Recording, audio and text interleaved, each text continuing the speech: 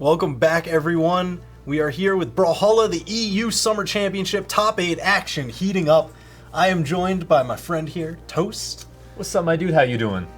Welcome, welcome. It's been a great set so far. Oh my goodness, These matches have been crazy. I know you've been watching. I've been watching over them, there. and I've been like, not screaming because I don't want to like be too loud, but in my head I've been like, oh, like. No, man, you can get loud. This is hype. This is double S tier online tournament action.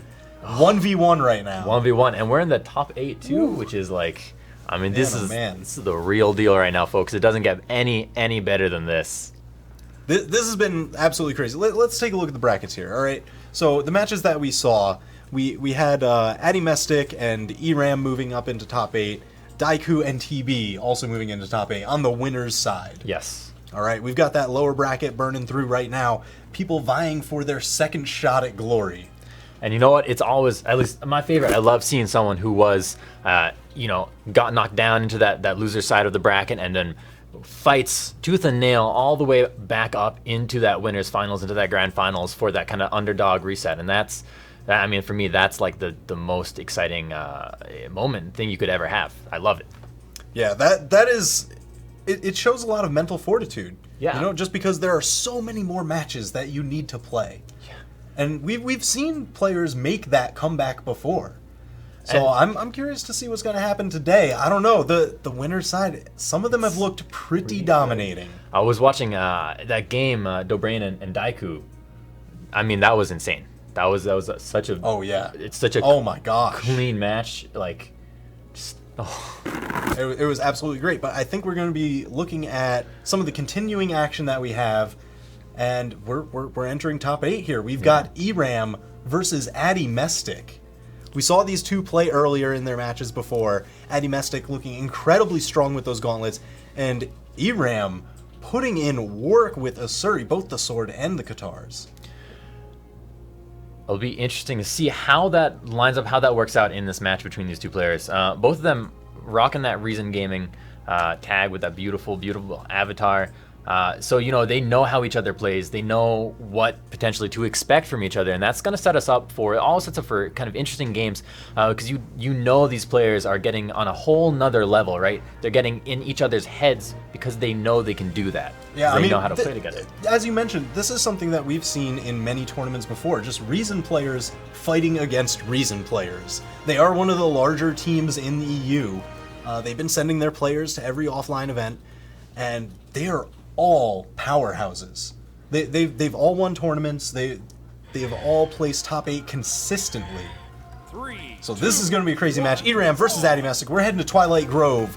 Here we go. Spawning right on in. Addy Mestic getting there early with some unarmed down airs. ERAM, though, picking up that sword, pushes Addy Mestic out to the left side, trying to keep him away from that weapon and doing so very effectively. But Addy Mestic able to maneuver around and get on in there. Going, putting the pressure out on ERAM with that down air off on the left side and recovering into ERAM, but keeping ERAM away. Fairly even game of them, both players kind of vying for an opening into each other as you kind of see with the two swords. Yeah, it's really interesting always to see the mirror matches, right? You're talking about this being very even in damage, very even in gameplay.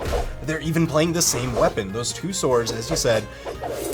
It's interesting to see how players play that mirror match. Which moves do they really like to select? Which ones are they looking for from their opponent?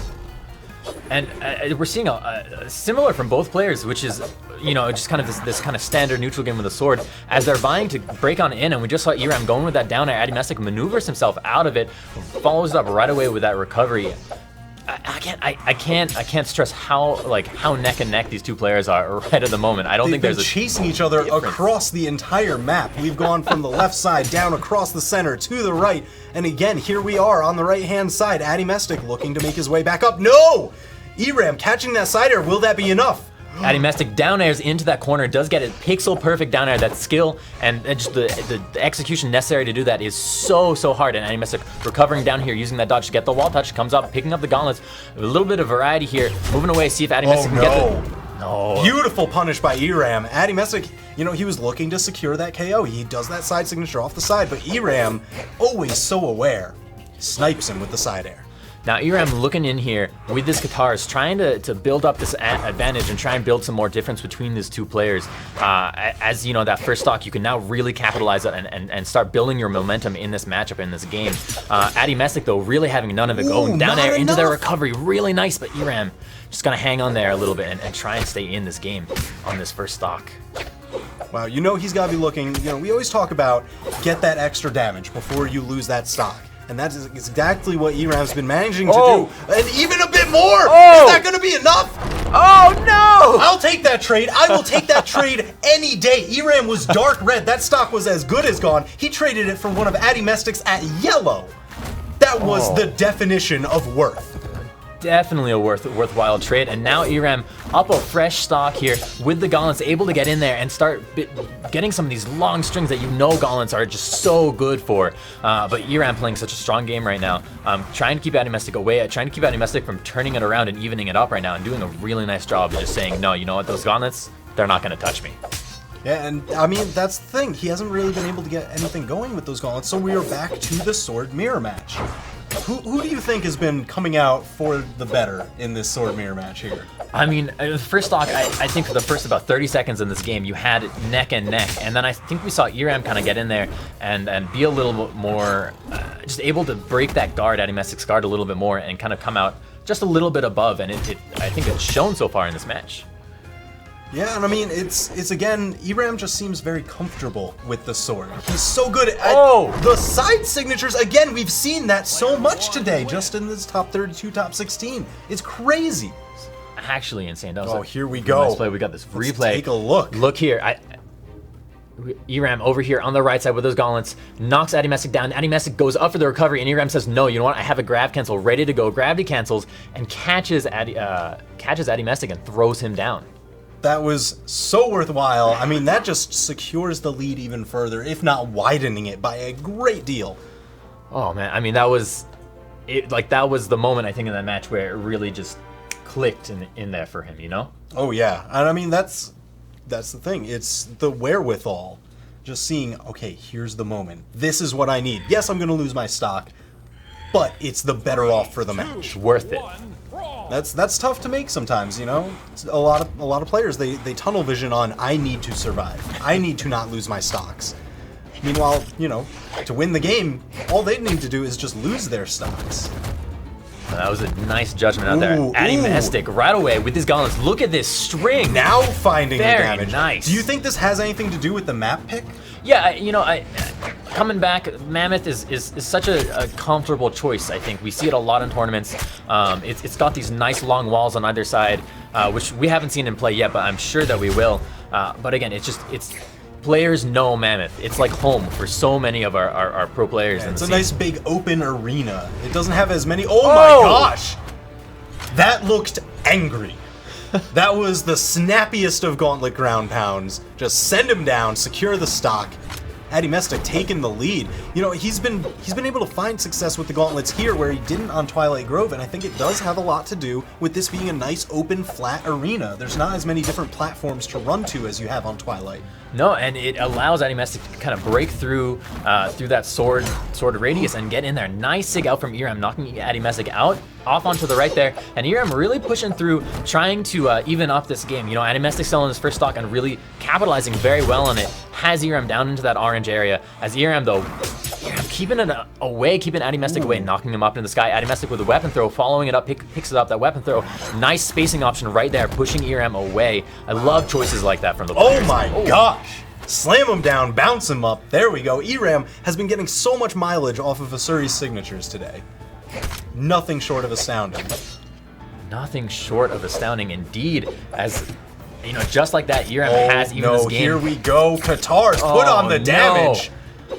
Addy Messick, just like that, all of a sudden evened up damage-wise to Iram, but Addy Messick pushing Iram out. Nice little string right there. Follows up with that combo into the neutral air, pushing Iram up, keeping him away from that weapon, but Iram has these guitars, comfortable with him, goes in for the down air, but Addy Messick dodging out of it very, very smoothly. Oh, Addy Messick finding a signature of his own. Let's see, can he get this edge guard with the gauntlets? No. Iram making it back to the stage safely, but right back into the grinder we go. Addy Adimestic on the edge, trying to push ERM away. ERM with a weapon gets picked up by the Sig for the KO. Adimestic gonna take the lead again in this game. Here we go, ERM arming up. We're back into that sword mirror match. This is where ERM's gotten a lot of success. That side signature, so clean. He has landed 3 of those in this game alone. And can we just talk to him about that setup? Neutral air, and then anticipating the anticipation of the neutral air, reads that ground pound and just goes in for the side stick for the hit confirm and the KO. Just beautifully executed. Call that clean. The cleanest of Asuris. So nice. And now oh my gosh, Adimestic, look at that string. Absolutely beautiful. He hit that down light on the platform, popped ERM right up into the neutral light. That's the kind of decision making you need. You know, a lot of people, they just kind of autopilot. Do you see that punish, that down air? That punish from Adimestic knows where exactly he has to be to throw that out to get that punish with the down air, and it evens up the damage here really close. And when it comes down to a final stock like this on the edge, it's so tense. You never know what's gonna happen. The side air, Adimestic comes up, ERM uses a dodge, ERM with a recovery into it as Adimestic comes back onto that platform. Both players back in this neutral zone. Adimestic with a side stick, it will hit, knocks ERM out onto the right side. ERM without a weapon, recovering with that down air, picking up the sword, has Adimestic chasing after him, but there's the side stick punish for the game. And that's the thing, ERM, he used that and found so much success with that Asuri side sword. Addy remembered it. He knew it was coming. And that was just absolutely beautiful. Jump right on over it. We actually have the replay right here. Look at that setup. Perfect. There's the one side signature. And then here we go, ERM arming up with the sword. Comes through. We've seen this before. There it is. There's the punish. Jump right over, land, punch him in the back. What a beautiful game. Like a beautiful play right there. It was hard work. It was very nice. We can hang that on the wall, frame it, you know. Just keep it forever. Just charge admission to go view it. Exactly. It's beautiful. No legend swaps here, as both players are going to stick to who they are. And as they spawn in, you know, great haul.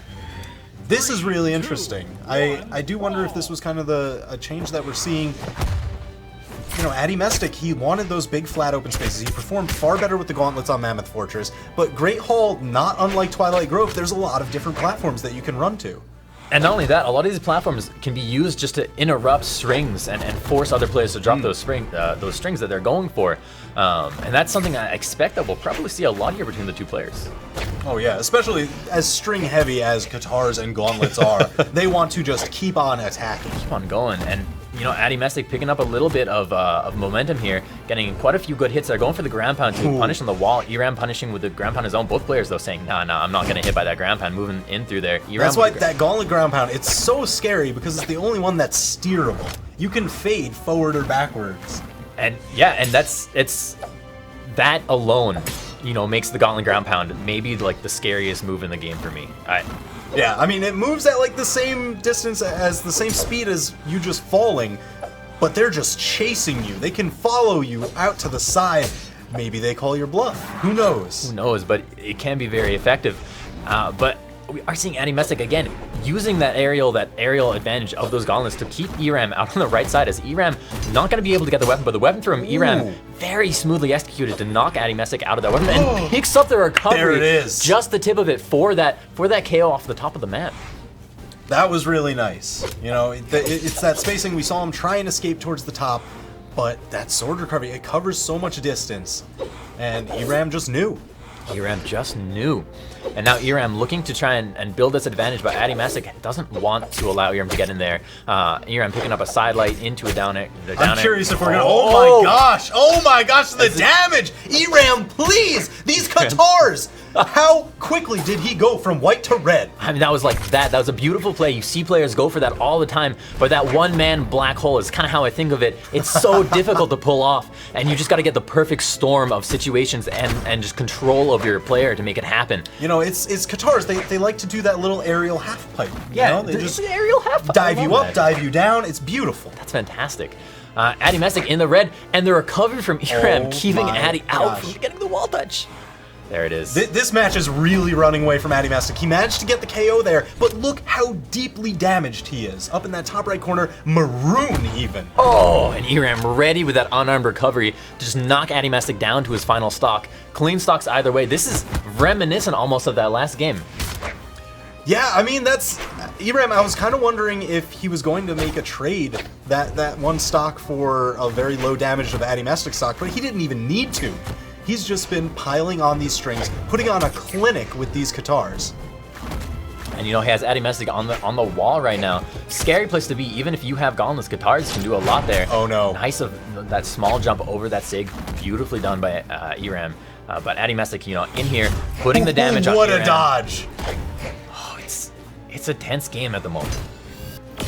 Oh, Adimestic, you know, he's feeling the pressure. I think he's getting a little bit greedy with these signatures. He recognizes how far back he is, and that he needs to take this stock, especially with how ERAM's been trading. You know, ERAM does lose that weapon there. But you're right, ERAM has been trading really well this entire game, and has been so content to wait for Adimestic to open up his guard a little bit, get in there with a neutral air, get in there with a side air. Adimestic, though, maybe gonna pick up this KO right there. Doesn't do it as ERAM maneuvers around Adimestic's recovery. The side stick comes out. Oh no. ERAM in with her recovery. All right, that should be enough. But again, look, the damage deficit is sitting the same as it was before. But you know what? When it comes down to that final game, to that final stock, anything goes. Players, this is where they come out and they just go for it. Adimestic can get in here, get one of those classic Gauntlet strings, and it could make it happen. You know, it could even this game up so solidly. That's exactly what he's gonna need, but I don't know if he's got the positioning to do it right now. He keeps getting knocked off. Just not enough to kill, but ERAM is controlling this match. And there's the side air for the punish, for the KO. ERAM will take game number 3 here, and we'll move on up. What a phenomenal game. Wow, that was absolutely crazy. Some of the best play that I've ever seen. I love ERAM's Katars. They are a joy to watch. So clean. And that half pipe there, just in the middle. Yeah, man. I mean, that, again, turning point right there. So much damage just got built up in a snap right there. So much damage. ERAM, you know, as a Katars player, even just as a top player in Brawlhalla in general, you get so good at these dodge reads and punishes. Yeah. You see the opponent, you do the attack, you wait for the dodge, because they're gonna dodge, right? Yeah. They're so afraid of the follow-up attacks. Oh my gosh, here we go, ERAM. Coming in. Look at this, there it is, again, pressuring off the side. And this is the side air coming out in a moment here for that final KO. Right there, ERAM, patient enough, sees that Adimestic wants to come into that soft platform there, and then just ready with the smackdown. Just boom, there you go. Absolutely beautiful. You know, ERAM found a lot of punishes on those side signatures from Adimestic. It's tough when you start feeling that pressure. You know, you really look for those KO options. Yeah. And you can't get over-committal with them, I guess. Oh, you can. But it looks like we have our next players ready to go and set up. So we're going to move over. We're going to see Daiku and TB kind of match off against each other. Daiku still on that Bodvar, and we got that Wushang out from TB. What are your thoughts on this matchup? All right. You know, TB, he had an amazing set, amazing adaptation when we were watching his match before, right? Daiku does not give you time to adapt. He just ran over Dobrain on his way into this set.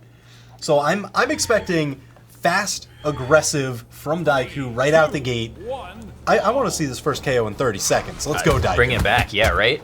And I gotta say, starting off with some early damage, some early unarmed damage, keeping TB away from those weapons, has a sword, has TB kind of on the back foot a little bit, James Brown style, has TB picking up those gauntlets right there, and maybe gonna get in here, push Daiku away, but right now we're seeing Daiku with a very solid control. Oh my has TB gosh. off on the top side of the map, picks up the neutral sig, TB recovering over here, Daiku ready with the punish, but TB with the side air gonna stop Daiku from punishing there, but the Oh side my air, gosh, the falling side air catches and sends him out. Not enough. TB manages to make it back. You know, we saw that a lot in his previous set. His movement off stage is so clean, so good. He knows exactly where the opponent's going to be throwing out these attacks, and he dances around them. And I feel, you know, we talked about TB's adaptation. I feel the longer this match goes on, the more it's going to favor TB. Daiku is looking to close this out quickly, and TB just wants to hold on to gather that information. And I love this. In this first minute, we've gone from having TB... oh, man, TB turns it around right there with that sig. And this is exactly what I was about to say. We went from Daiku having such a strong lead there to TB saying, you know, I'm getting a read on how you're playing, and turning it around as Daiku right there picking up that recovery, unarmed recovery, knocking TB out, brings it down. Basically a total match reset. 2 clean stocks for both players at the moment. All right, both of them arming up. Daiku with his sword, TB on the spear. You know, a lot of people talk about the strength of the spear. It's got all that range. It's got pretty good strings. But Daiku saying, no, forget about all of that. Let me just knock him out. TB, again, with that clean offside movement that you were just talking about earlier, recovers, has taken some damage, but able to turn this damage around onto Daiku fairly well, moves back, anticipates with the side sig. Daiku above, TB recovers, goes in for the down air, the recover from Daiku, knocking TB up. TB gets another jump from that, able to recover and get back to the platform. Now here we go, Daiku, he threw at that sword to cover a little bit of space, forced TB to recover low. Side air again, the teardrop hammer into the neutral light. Is it enough? No, there was too much stage left on that side. With the stomp into side light, gotta keep racking up the damage. As TB though picking up the neutral light into the weapon throw, into the ground pound. Called his bluff. It's enough to knock Daiku out. Wow, you see a lot of Gauntlet players, you know, they'll go for the ground pound. If it's not going to immediately hit, they'll pull out of it. But there, TB calling the bluff. He's like, I'm gonna continue on. Wow, again, bone white, both even stocks. Final stock. This game has been so neck and neck. You can't ever really say either way. I mean, both these players playing at the pinnacle right now of play. Here we go. TB evening up the damage. Slide. Oh my gosh, that was so scary. With the weapon throw, TB has the ground pound on Daiku. Daiku has the recovery onto the wall Both above. of them just happy to play on the edge here. So dangerous. And you know, this is what I love seeing from Brawlhalla, and why I love it so much is that the airplay is insane. There's the downlight into recovery. Again, TB racking up, taking a little damage here as Daiku taking the lead just a little bit. But you know, these little infinitesimal changes are what matters. That downlight into side air. TB out on the right side edge, uses the recovery, has a dodge. Oh no, not enough to make it back. Wow. Oh man, what a game, what a close game. And we're gonna go see what happens in the next game. I mean, gee, look at the damage difference here. So it was very, very close, right? Both of them last stock, but Daiku did almost double the damage that TB did. oh my goodness.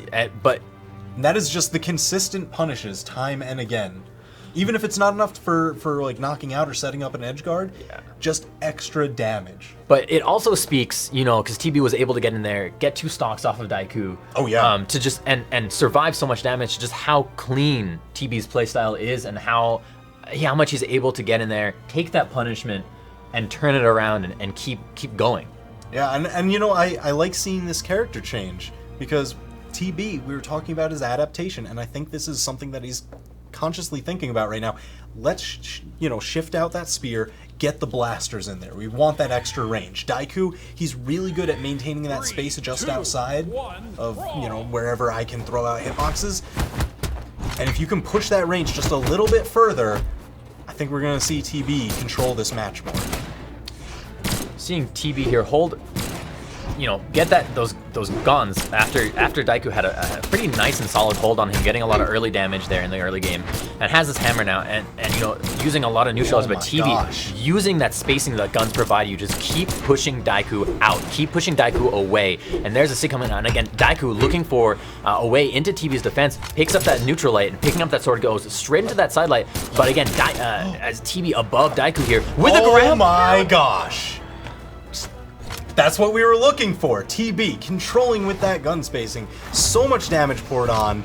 And then once it came to the edge, that turnaround down air was so key. And the where you go for that ground pound, right on that edge, if you're next to the edge a little bit away, that has so much into how, you know, you are reading how your opponent is going to recover to get that. And that's just something that can never be overstated. It's really difficult to get in there and kind of be in that position, proper spacing. And look at TB with the weapon denial. You know, I think he was happy to fight with the gauntlets there. He was getting really good damage and punishes on there, but he just wanted Daiku to be without a weapon for longer, because Daiku really relies on the range of these weapons. That slide down sig. Is that enough? That is! TB working on a 3-stock. Can he do it? Do you think he can do it? He could do it. I mean, that's in the red, but you could survive. Like, that's not instant death red. That's just you know, that's kill zone red, but not like kill zone, but that downlight into recovery for the KO. Daiku saying, you're not gonna 3-stock me. You know what? I'm bringing the fire back right at you. But TB, so much momentum right now, up a clean stock with this legend swap, just such a good choice, working out so well for him right now. Well, this is shades of what we saw from TB earlier, just that massive adaptation, complete shift in game 2, just downloading the opponent. And it's really showing. I mean, he is up a full stock and a ton of damage. He nearly hit with that down sig too, and it's always a pleasure to see someone time that down sig with those gauntlets, with Cross's gauntlets. Oh yeah, it is. Love seeing that. The hand that goes along the ground and grabs them. I love that. So good. Oh, TB hitting that side sig. Sliding back side sig. Another one. Oh. You know, Daiku's right got to watch out. Seen TB throw out a lot of those sigs, those side sigs as well right now. Oh my god. There we go, just like that. Monster. An actual monster. Just coming out from those gauntlets. Cross's demon punching Daiku out here. This is the adaptation. It's the adaptation. I mean, that's the change right there. I mean, it's night and day. I mean, he went from really from what was already a close match in that first game, right? Swapped out to Cross here, and then really just went in there and stepped it up and was able to adapt to a lot of how Daiku was approaching and use Cross's different set, those gauntlets, those weapons to really punish. I feel like those blasters put in a heavy amount of work. Oh my goodness, that first stock? I mean, that was all blasters. It was all blasters, all that damage, all that range. And just constant, just boom, boom, boom, boom, boom. No chance for Daiku to breathe. Or break out. Yeah, and I mean, as we said, the longer this set goes on, the longer games go on, the better it is for TB, the master of adaptation. And this is a really interesting pick. We're heading to King's Pass, one of the more niche stages. It's got that center channel, different height main platforms. It creates a lot of interesting situations, and you always get players who use that higher platform on the left to bounce off and make some more combos, more strings that aren't possible on other maps, because you have that wedge, you have that, not really a wedge, but you have that wall, that geography to kind of build off of. Exactly, and you know what, Daiku, we used to see back during the days of Daiku Classic, which this tournament is definitely a return to form from that match against O'Brien. He loves King's Pass. He will dive down to the center shell. No, TB, please. Oh, that sig. Picking up that sig was phenomenal right there. What a beautiful play, beautiful read on that recovery. But TB gonna fall out as Daiku just relentlessly saying, boom, boom, boom, you have no more jumps. You know, Daiku, he used to really love King's Pass. We would see him dive that center channel. He is willing to challenge anyone down there. A lot of players, you know, they'll try and bring the fight up to the main platforms because it is very dangerous. You can get knocked down just like that. Very almost early. Knocked out very early in that center channel. Daiku lives there. You think you were born in the channel. But the slide neutral sig from TB, knocking Daiku up and out. TB just evicting Daiku from his home, that center channel. No, this is mine. I've got the deed. Here it is. That was an incredible play right there. All of a sudden, this game has evened up significantly. Damage, neck and neck. Players, both neck and neck, stocks neck and neck. Daiku stuck down in this channel, recovering 2 times, avoiding that down air from TB to go ahead, pick up that sword, and does a lot of damage with those neutralizers, with those down airs. Putting the pressure on TB, coming up underneath the guns is so dangerous. The recovery hitting TB, you gotta watch out. Those down airs from guns, they have good force, they do a lot of damage, they can really punch, but the recovery from Daiku gonna go ahead and knock TB out to his final stock. Wow, this is a big change from Daiku. I think the map's got a lot to play in this. This was really smart leaving the maps that he left available during the stage banning phase. It's a whole nother game. This game is games upon games upon games. It's a mind game, it's a physical game, and it's like layers of mental games. Yeah, it's definitely a lot better for the matchup. Oh no, the gauntlets though! Trying to throw down. No! He forced out. There was nowhere left for Daiku to go. His dodge just came back. He needed that to get back to the wall. But your dodge, it does end as soon as you touch the wall. So TB was just ready with the ground pound. Look at TB trying to cover all this area with the gun down airs. Daiku, he got hit by a couple of those last stock, but this time he is ready for them. He's figured out the spacing. Oh no! Trying to recovery back into them. So TB. TB. Oh, and again, the same situation. Daiku turned that around on him. Just like the last stock, like the TB last left stock. him with nowhere else to dodge. This time, Daiku had him cornered. And you know, so I've been I follow Daiku on Twitter, and he did tweet out before this tournament a couple days ago. You know, he's been really putting in the work for this, and especially for Shine. We got that replay up right here. Man, what a clean game there. Here we go. Look, this catches some of those, but Daiku catching a down air of his own, and TB recovering low. Nowhere left to go. And Daiku just with the ground pound. punishing all available options. Just beautifully played. That was clean. That was very clean. That was very nice and clean. You know, Daiku, he managed to adapt back against the master of adaptation. No small feat. No small feat, and it worked out real well for him, as he is, you know, he is moving on in the bracket, which is phenomenal. Yeah, I mean that's moving up into winners semifinals, or no, even farther.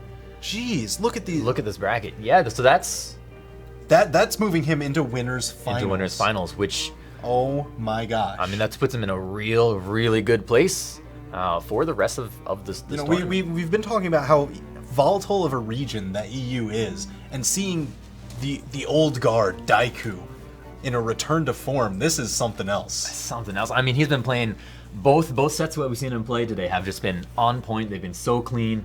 I mean, it's really just a pleasure to watch. And that closes it out for the winners side of top 8 here. We're gonna go down into the lower bracket, top 16, and it looks like we've got Dobrain versus Multimum coming up. This is gonna be a fun matchup. You know, oh man, we've been seeing Dobrain come back. He took a little bit of a break, as I recall, from the game, and he's been kind of coming back and playing really well in these tournaments. I don't know if any of you out there caught some of the qualifiers, but he. I don't think he didn't win the qualifier, but he was definitely top 3, top 4. Yep. So, you know, this is just, again, a very interesting match, right? Right. Because Multimum, top two BCX last year. Right. You know, winning the kickoff event for the circuit this year, the Winter Championship, consistently placing well, even if he ends up, you know, taking some break for the game, taking some personal time, he always comes back an extremely strong player. Yes. So, and Dobrain, he's been around forever. He's been around forever, and he knows, like, he's so knowledgeable about the game. And he's a consistent name in top 8s every single tournament. Like, you can't keep him down. No, and it's like he's there. He's reliable. He's solid, and you know you're gonna get something good. You know you're gonna see some pretty cool play from this Dobrain. again, no matter you know, what. as often as we would see Dobrain and Daiku, then during kind of the middle age of Brawlhalla, that was the old school, you know, Silver Age, if we're talking like comic book style. Dobrain versus Daiku. Then Multimum comes in the scene, just starts bodying everybody. So then it's like Dobrain versus Multimum. Oh my gosh, what's gonna happen there? So this is gonna be interesting, especially since we're in the lower bracket. One of these guys is not making it any further in the tournament. This is it. I mean, you don't get another shot when you're in the lower bracket. It is all the stakes are on the line. You either you make it or you don't. So it's and that's why I think sometimes a lot of the time, right, we talked about it, you get that maybe they're an underdog, maybe not, but you get that player who makes it all the way to the grand finals. And I think that it's almost like they got so much going for them because they've already built so much momentum in that lower bracket, and because they know for them it's now or never, you know. That's all they have. It's the pressure, and you know what, these guys, they do thrive under pressure. Yes. That's all right. So we've been seeing Dobrain. He loves Scythe. He always talks about how much he loves Scythe, but we saw him kind of shift away into Orion during his set with Daiku. So I'm not really sure what to expect from him going into this match. And you know, you think about Orion, you think about all of the other Scythe legends. I mean, he was playing Mirage, I saw, right? Yeah. The difference between Mirage and Orion, it's kind of big. You know, it's a pretty large change. And if Scythe is kind of your main weapon, if Scythe is your bread and butter, swapping over to a legend who has a spear and a lance, it's very different. It's very different, especially, you know, Mirage, again, more for that high strength, and Orion sitting pretty low. It's on like 4 out of 10, whereas Mirage is kicking on 7 or, well, now 8 with that stance out of 10. That's actually really scary. I'm always surprised by how much strength Mirage has. It's just I never like her other stats. I'm like I got them, but I never remember the strength stat, and it's just that's her primary. Like, right that's there. a She hits like force a to be reckoned truck. with. She's Yeah. got incredibly strong signatures. She pours on a ton of damage, and it looks like we've got Multimum locking in Wushong. He's very used to that. He's got the gauntlets and the spear. Nothing new coming out from him here. The old standbys. What are your thoughts on Shipwreck right now? This is going to be a very scary match. Gauntlets, incredibly good off stage. Everyone talks about how they can get strings into Gimp KOs, and the same goes for the Scythe. Scythe strings, incredibly scary, and that has the active input. It lets you choose which way you toss the opponent with a lot of its attacks. And that is truly like such a game changer because it sets up for so much variety and so many different combos, and just be like, oh, we're closer to this edge? Well, let me toss you that way and try and send you down. it's so cool. It's really cool. But right now, we're seeing spear and spear and spear and spear right now. Neck and neck on the damage front as both players are kind of trying to find a way in here. The side air out from Daiku into a side sig. Dobrain, again, pushes. I don't know. This is... Both of them are trying to stay stacked on top of the spear because it doesn't really have a lot of good stacked options other than signatures, which are a bit slower than all these light attacks that they've been using. There's one of the signatures coming out. Again, very quick. One of Mirage's is so fast and so strong. Look at that! with the down sig. After piling on the damage, getting him deep into the red, finds the KO with that down signature, then switching to the Scythe. I wonder if that's a little bit of a mental change there, saying, all right, I beat you in the mirror match. Now let me show you my weapon. Right? I think that could very potentially be it. It could be a whole level of nice kill right there with that side sig. Multimum gonna go ahead and pick it up right now against Dobrain. Even stocks here, switching to those gauntlets as Dobrain opting right now to stick with the spear. Was very effective with it on that first stock. Oh yeah. He was able to find that damage, but you know, both players, they understand spear. They were hanging out dead center, so that way neither of them were able to get any significant attacks on. It was kind of trading pokes here and there, and Multimum, these gauntlets do so well when stacked. I mean, the whole control on that edge. I mean, Multima had Dobrain like on the, not even on the run. He just didn't give him any room to breathe. And again, just like that first stock, you look at the damage. You look at how these two players are playing, and it's so close on the one. The down sig gonna get punished right there as Dobrain moving in, trying to keep Multima out on the left side, moving back, goes in for the side sig. Multima punishes. Oh no! The recovery out. Wow, is that enough? He's got him way off the edge. Rearms with the spear. Oh! There it is, the down air. Very nicely done. Just right there, waiting. The patience out to punish that down air that would have recovered Multimum had you know, Dobrain not been there. Just the patience is so cool. Yeah, I mean, Dobrain, he sat at like that one jump height, right? So Multimum had to make the choice. Do I go over or under? And Dobrain was just ready to cover the under. And right now, I mean, Multima has taken a lot of damage on this stock. Dobrain really doing a really nice job of holding his advantage and kind of widening the gap at the moment, not allowing Multimum any room on this platform. Just keep him away, keep him up in the air, keep him out to the side. Multimum, though, picking up that spear, gives him the range, hits the ground pound, goes for the weapon throw. Dobrain uses that dodge. Not enough. Final stock here for both players. Multimum, you know, edging closer towards that kill zone, and the down sig right away. Just enough. Wow. Just enough. Clean gameplay. Yeah, Dobrain was definitely controlling pretty much that entire match. I mean, look at this. Here we go. A bunch of the spear strings coming out. Look at the damage. Oh no. This is where Multimum had, I think, Dobrain on the edge, and see, just keeps Dobrain away from recovering, and has that gauntlet. We were talking about keeping it stacked. Yep. Oh yeah. That was like the perfect moment where you just saw the gauntlets just be like, boom, boom, boom, denied. Gauntlets, they're close range. They're very close to the chest, and the spear, you know, it's long range. You can't really hit somebody that's right on top next of to you. you. You gotta hit them with the pointy end. That's what hurts. So they say. So they say. But, you know, a sword, also pointy, also hurting. Just about even damage between these two in game 2. Oh, Multimum, nice just patience right there, holding back. Taking a page out of Eram's book? Another sig. Finding so much purchase from this side signature? Dobrain recovering back onto Shipwreck Falls, where we're back again. Has the scythe now, you know, that's his weapon of choice. But the double recovery out from Maltimum does keep Dobrain away. And Dobrain really looking away in, but Maltimum too evasive, too able to maneuver around, knows those hitboxes of that scythe too well to be hit. But here it is. Oh my gosh! You know, Dobrain's been finding so many great punishes with that downlight, but this time he continued afterwards. Oh my gosh. Oh, Dobrain, please. Man, here it is. This is the scythe gameplay that everyone's looking for. Just clean, smooth, and continuous.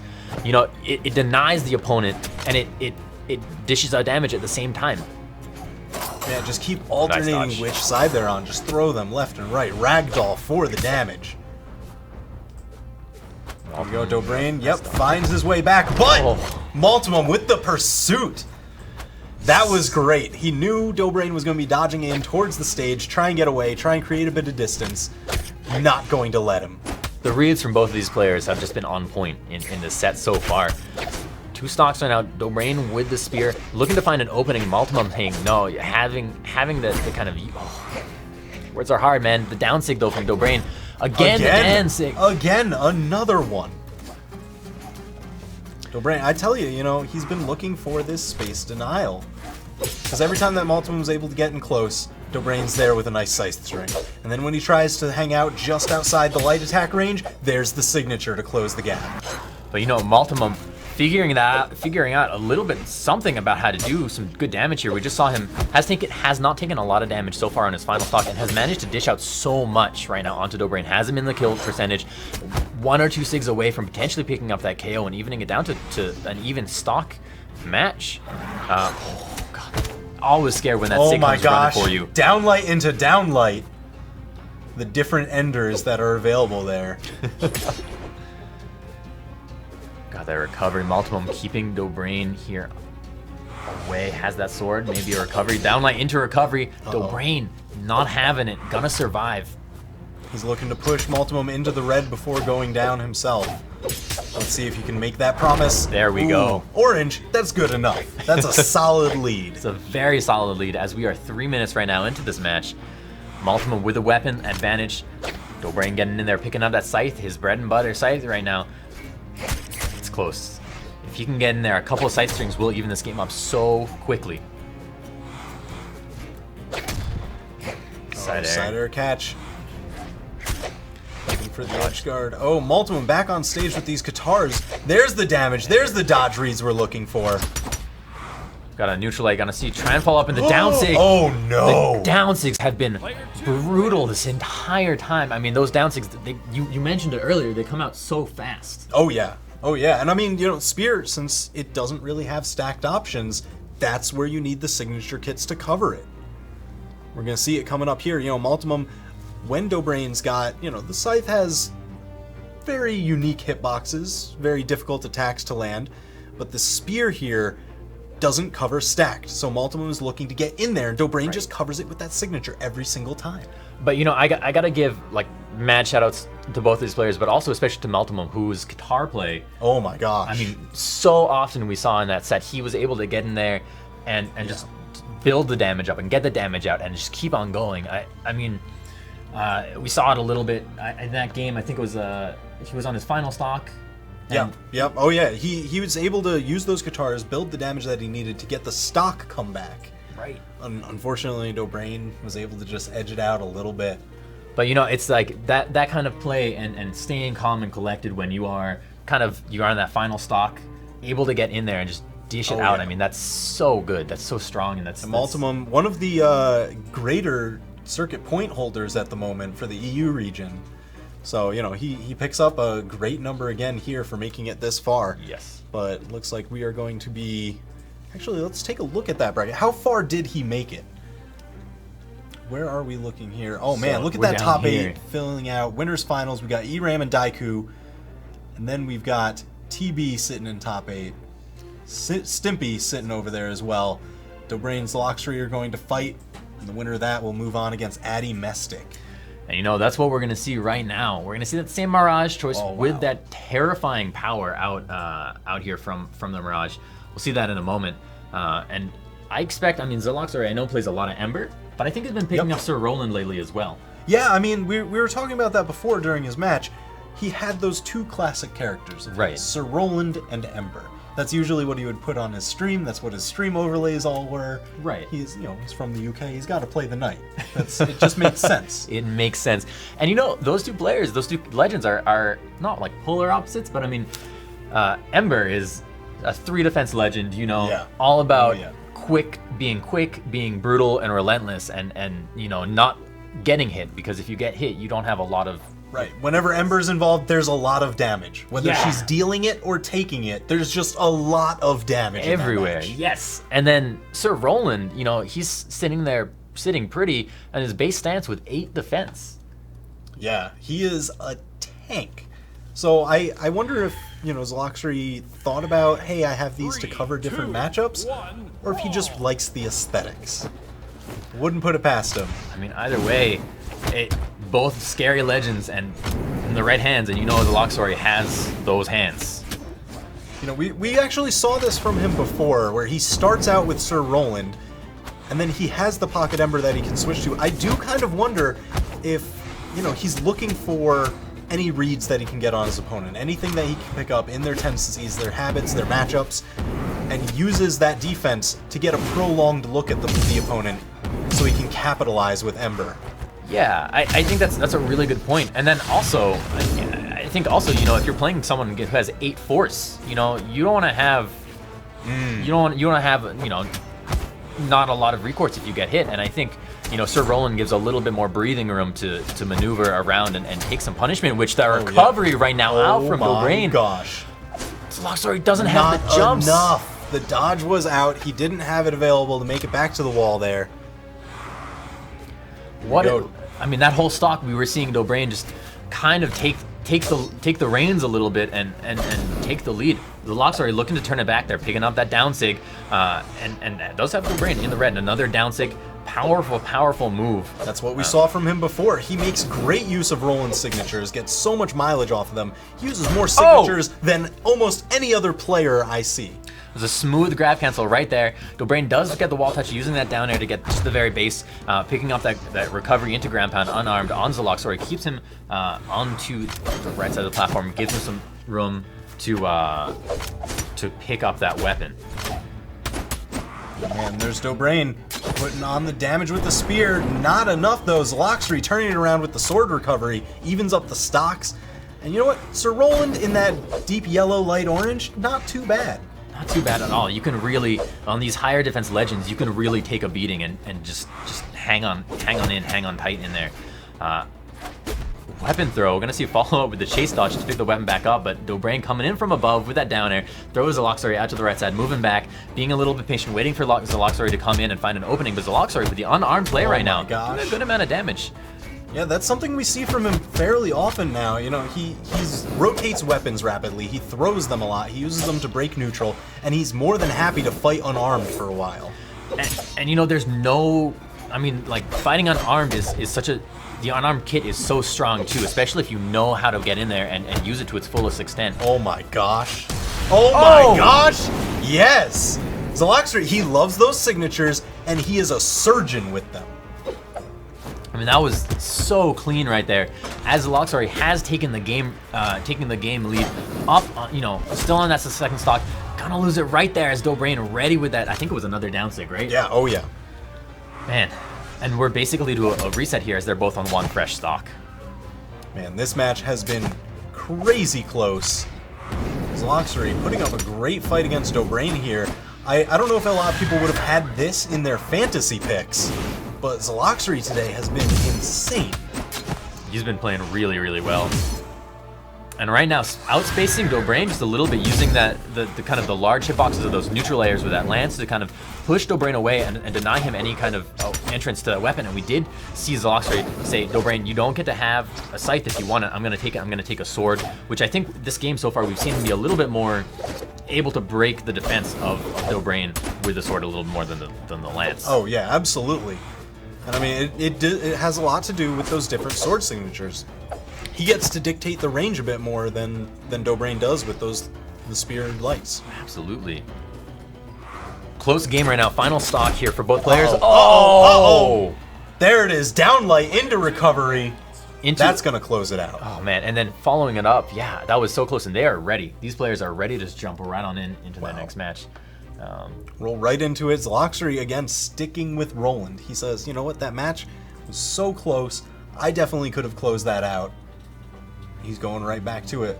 What do we have? A very different stage. We've got Small Great Hall, Small Blackguard Keep, and Twilight Grove. I'm going to call Twilight. And I said I was going to call it right as he picked it, but I was going to say that before he picked it. Yeah, I mean, we've definitely seen Dobrain put use to that before. You know, the scythe bouncing them off that island can be incredibly strong. Oh, yeah, and I mean, the island, the wedge is just... I love seeing what players are able to do using that funky geography. Yeah, you can bounce people off of the top part. You can bounce them down using the angled wedge there. Definitely changes a lot of matchups. So interesting, we're not seeing a legend swap out from Zaloxery, who's gonna stay comfortable on this Roland. Yeah, I guess he thought that the match was close enough before, and it's definitely showing as he has a massive damage. Oh! There's the first KO. Clean. Clean. He hasn't been touched. Hasn't been touched. He hasn't been touched. First KO, 30 seconds. 30 seconds in. Oh my gosh. I mean, that was beautiful, and that gives him such a strong lead, such a strong momentum start to Dobrain without a weapon, and Zaloxery weapon starving him very effectively here as well. So if anybody was wondering why he did not switch off Roland into Ember that time, that's why. Oh man, again, poking with those signatures. You know, Roland, that down sword, it covers so much area. And Zaloxery knows how to use it incredibly well. He's just forcing Dobrain's options. So Zaloxery here, kind of trying to push Dobrain away from that wedge and try to get him into an area where they can get a little bit a positioning that favors the sword a little more than the scythe. And Dobrain knows this. Dobrain knows exactly where he has to be on this map to really push the advantage that scythe gives you with its movement potential and with its, with how it hits. And we're seeing him try and do that here, moving it back onto this platform at the center. And Zaloxery finding a little bit more range now with the lance. You know, that's kind of now, once they've moved that fight into the center, now Zaloxery wants to try and dictate spacing. Oh, and he does the tip of that down signature. Beautiful. We saw that before when he found the KO. Zaloxery, is he going to be working on a 3-stock? Is he going to get this next KO? Go 3-1? Uh-oh, there's that wedge you were talking about. And that... Zaloxery able to recover to the left side and pick up that recovery, gets the KO. Zalox working towards this 3-stock.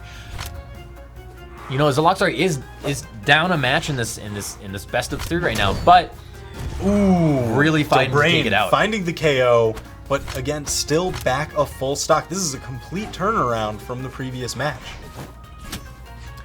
Dobrain, that patience right there, waiting out the spot dodge from Zaloxery to get in there and get the punish. Zaloxery now has that lance and has been so powerful with the lance this entire game, but that move right there, moving around, picking him up off the wall, just trying to keep building the damage onto Zaloxery and not allowing him to get in there and do much with that lance. It's just working out well for Dobrain at the moment. Oh, this is so dangerous. Both of them fighting on this island.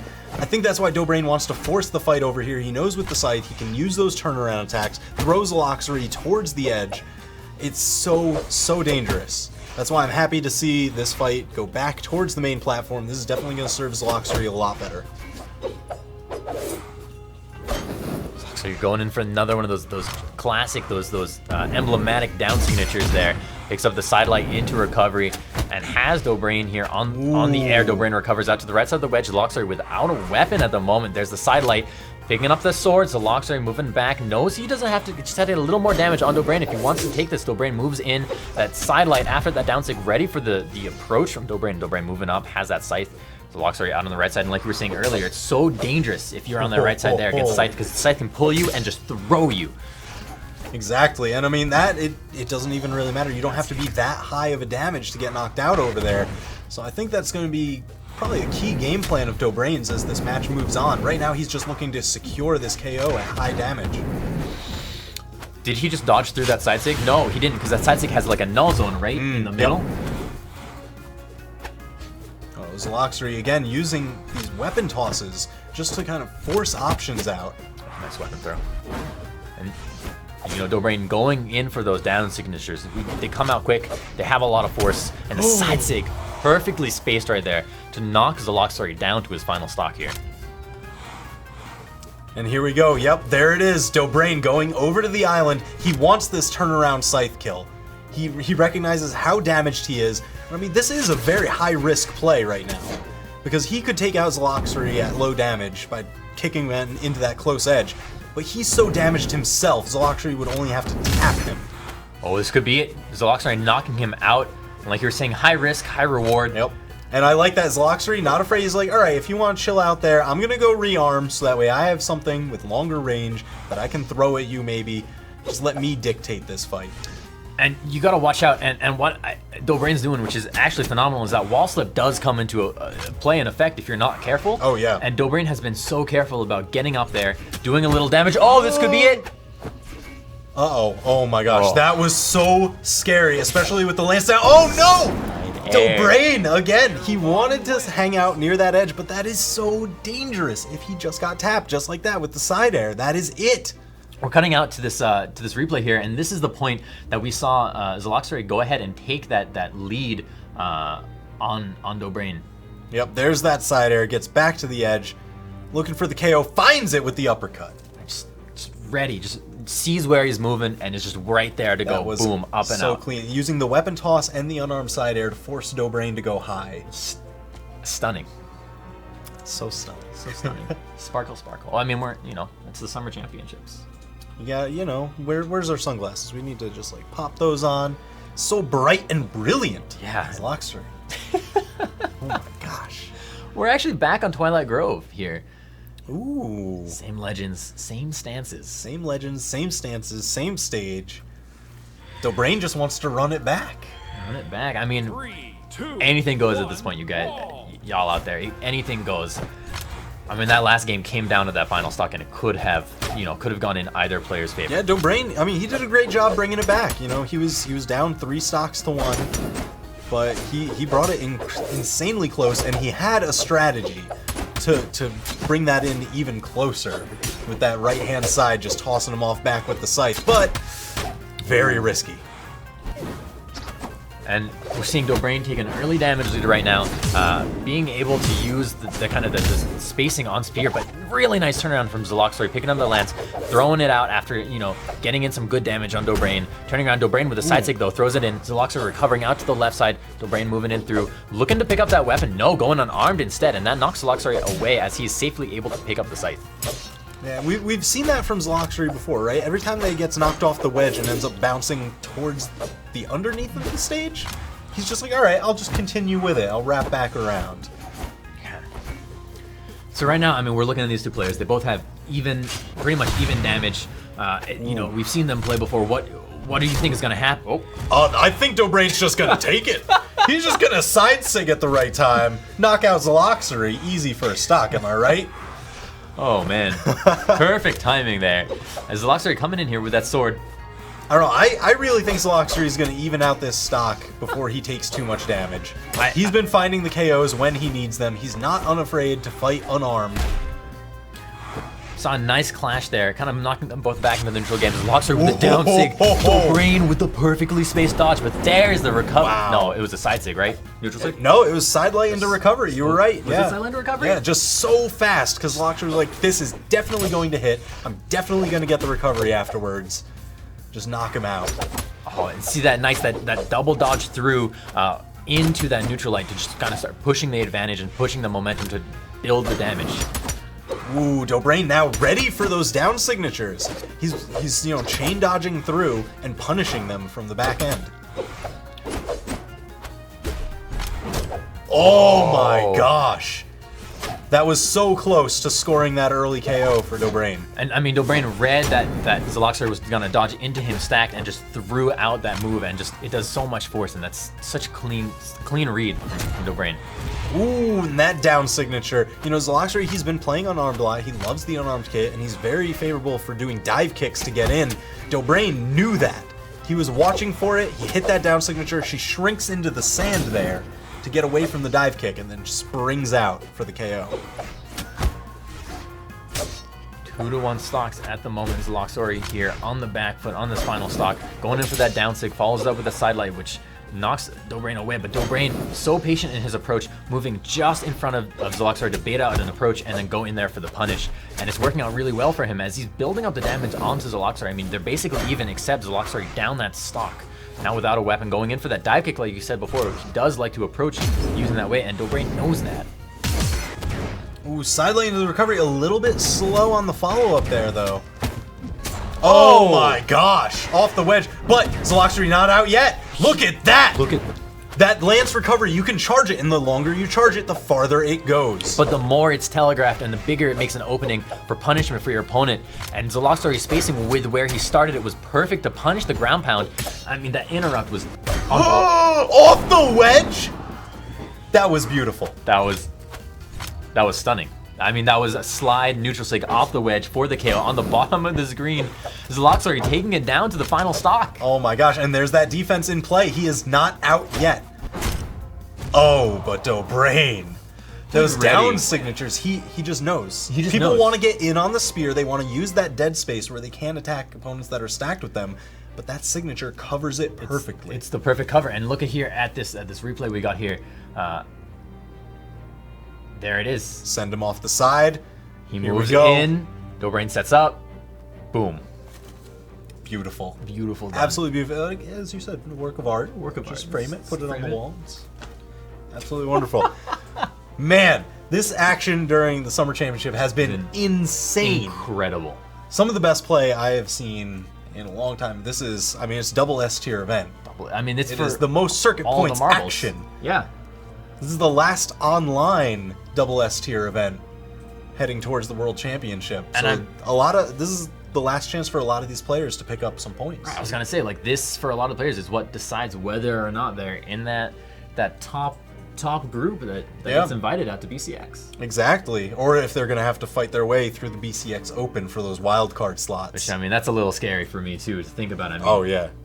I would just want to make it in through the circuit points. Yeah. That's what I'm looking at. So if we're looking at the bracket right now too, I mean, y'all just saw Dobrain and Zaloxori moving up. We're gonna be seeing, or Dobrain will be going up against Addy Mastic in his next matchup right now. Oh man. I think that we are gonna be seeing Stimpy and Yami, right? Oh my gosh, yeah, you can see it right down there on the loser side. Top 8 Stimpy versus Frost Clan's Yami. Now, I actually haven't seen too much of Yami play. I've seen Stimpy play a lot, and I know Stimpy he's been around quite a while. You know, he always messages me whenever he's playing. He's like, "Oh, hey, how's it going? What have you been up to?" Awesome. He's like, "Watch me just body these people." Just like, "Oh, Yami, well done, very well done." No, he's had a slew of great tournament results, but I'm not sure how many people would have picked him for this far in the fantasy bracket. So I'm really curious to see how he's playing today, because this is absolutely phenomenal. This is phenomenal. And you know, Stimpy, correct me if I'm wrong, but I think Stimpy was the first and currently only Brawlhalla player who was accepted into the Shine Compendium. Oh, yeah. Yeah, because we got Shine coming up. That's the end of August. End of August. That weekend of August 25th. So, I mean, that's pretty cool, too. I mean, just these two players are you know, like you said, Yami been around for a while, and you know, Stimpy pretty popular here to be brought into the compendium as well. So. Yeah, and I mean, he has a long-running history of tournament results, tournament wins. I always saw Stimpy whenever Brawl League was running all their stuff after BCX last year and leading up to it. You know, they had those weekly tournaments. It was always Stimpy wins, Stimpy wins, Stimpy wins. It's good practice, you know? Oh, yeah. Maybe we'll see that in this game. We don't know. I am curious to see him, you know, playing Vrax here. I know he has a lot of fun with the lance. Yo, I'm telling you, people are sleeping on Vrax. Oh my gosh. Because Vrax is just... We'll see. We'll see in this game. It's high dex lance and with great movement speed too. It's a scary thing to be reckoned with. And then Vrax also has those blasters. Right now we're seeing a back and forth. Yami getting a lot of horizontal movement right there. Again, keeping Stimpy out. Stimpy gonna recover. Has the recovery. Yami goes in for the down air. Stimpy gonna come out here, and we have both lances on the right side of the platform. Oh no! Oh no! Double ground pound! Triple ground pound! Can he get? Oh no! Yami does make it back. That was so threatening. I thought Stimpy was going to grab him with that signature there. Just caught him as he was peeking over the edge. Oh man, Vrax has an amazing signature kit. It's such a, it works so well with what Vrax has, and can be used so effectively to trap players who are unexpecting to kind of where those move out, where that kit has those hitboxes. Let's see, he's got the blasters. He's showing that down signature there. It's got a little bit of extra range. Both players in the red, both players in the kill zone. That down air, not gonna hit, but Yami following immediately with the neutral light. Has Stimpy on the edge, goes in for the down air. Stimpy dodges through it. Has a recovery left, gonna use the recovery. Has the dodge for the wall touch. Yami goes to the ground, gets punched by a side air, get punched by another side air for the kill. Oh gosh. Side air bouncing off the wall. Shades of Pugsy from last year. He was using Barraza doing very similar things. I love seeing that play develop, using the side air bouncing off the wall into other follow-ups. And that side air out from Yami does KO Stimpy right there. Evens it up a bit, but it looked like Stimpy almost, I mean, Vrax, I think also has, you know, can survive a lot of damage too, especially with who's playing, but that unarmed string right there, beautiful. Oh, Yami Sora putting on some work with his lance here. You know, he's playing Roland, he's got that high defense. Oh no. A little overcommittal on some of these signatures though. You see Stimpy going up a lot for these grabs. Oh, and the side stick ready right there to punish what I believe was gonna be a down air. Yeah, and I mean, you know, that's what we were talking about. Vrax's signature kit covering the areas that he needs in relation to his base kit on those weapons. The blasters, they've got dead zones. You can't really hit people that are stacked on top of you, but that side signature definitely did. And now he's looking for those anti-airs with the lance. That side stick out with the long ground pound punish. From the top rope. Stimpy going in for the down air. Yami gonna go ahead and hit him with the recovery. There's the side air as well. Stimpy coming up to the right side. Does get the wall touch with the down air. Goes into the recovery, pushing Yami up onto the platform. Stimpy on 2 stocks here in the red. Yami really looking for the hit confirm to kind of turn this around and bring it down to the final stock. Goes in for that side sig, but Stimpy's grab cancel down air hits him, but the down light into side air, into the weapon throw. Stimpy has a recovery left. Is he gonna even up stocks? No! Stimpy dodging away from the side. He is so good at just touching the wall. Can we talk about that neutral air denial on that down air? Beautifully done. Man, Stimpy is a force to be reckoned with off the stage. Really nice punish from Yami, dodging through, going into that down sig for the KO, knocking Stimpy down to his final stock. He's got quite the hill to climb though. Oh no! Gravity cancel side sig does it from across the stage! Nicely done. So Stimpy taking game 1. Representing Underworld Esports there. Underworld Esports, yeah. Got a good player right there in Stimpy. Locking in, same legends, same stage. They want the run back. They want the run. You know, I love seeing what players are able to do, especially in the edges of Mammoth, because the edges are, I think they're some of the longest edges in the game. Correct me if I'm wrong. Oh yeah. And I just, it makes for so much of that air shenanigan, and it's you know, you see that on Mammoth so often, and I think that's just beautiful, like a lot of fun to play. Yeah, we were talking about before, it is a very neutral stage. It's got that nice open top area to play, it's got nice ledges to play on. You get to play on stage, off stage, whatever you're looking for. Oh my gosh. Stimpy looking for these neutral signatures.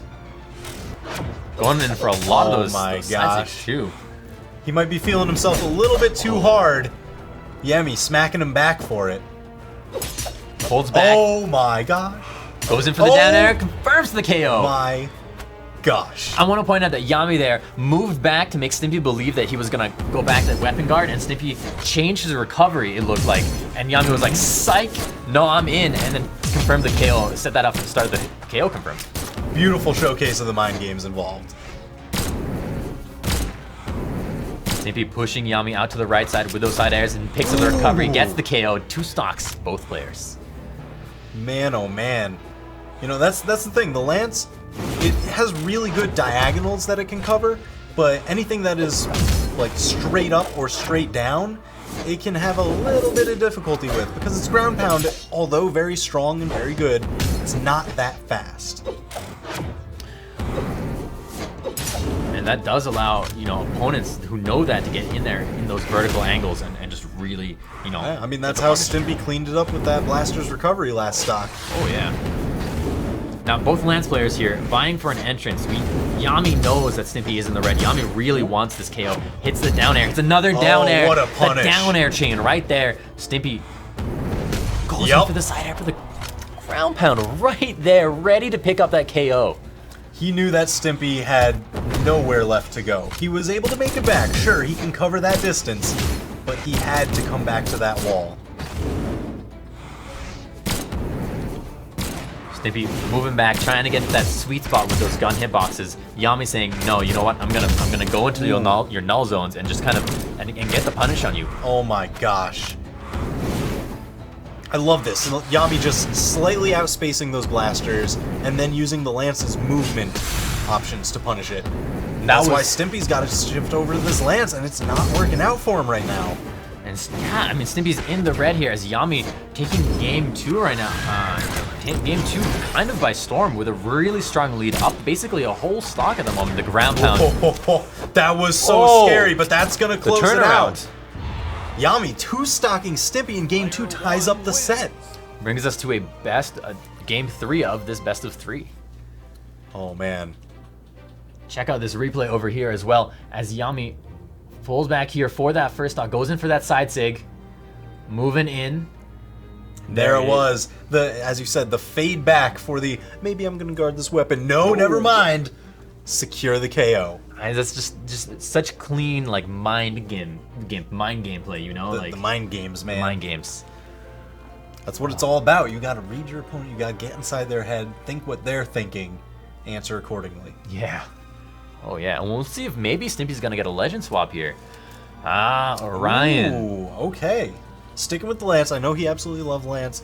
I've seen him play Scarlet a lot of times last year, but I think he's been looking to, shift off, open up his roster, and that's definitely what we've been seeing today. I mean, Orion's a great place to switch up your roster. I mean, strong legend, been around forever too, you know. Oh yeah.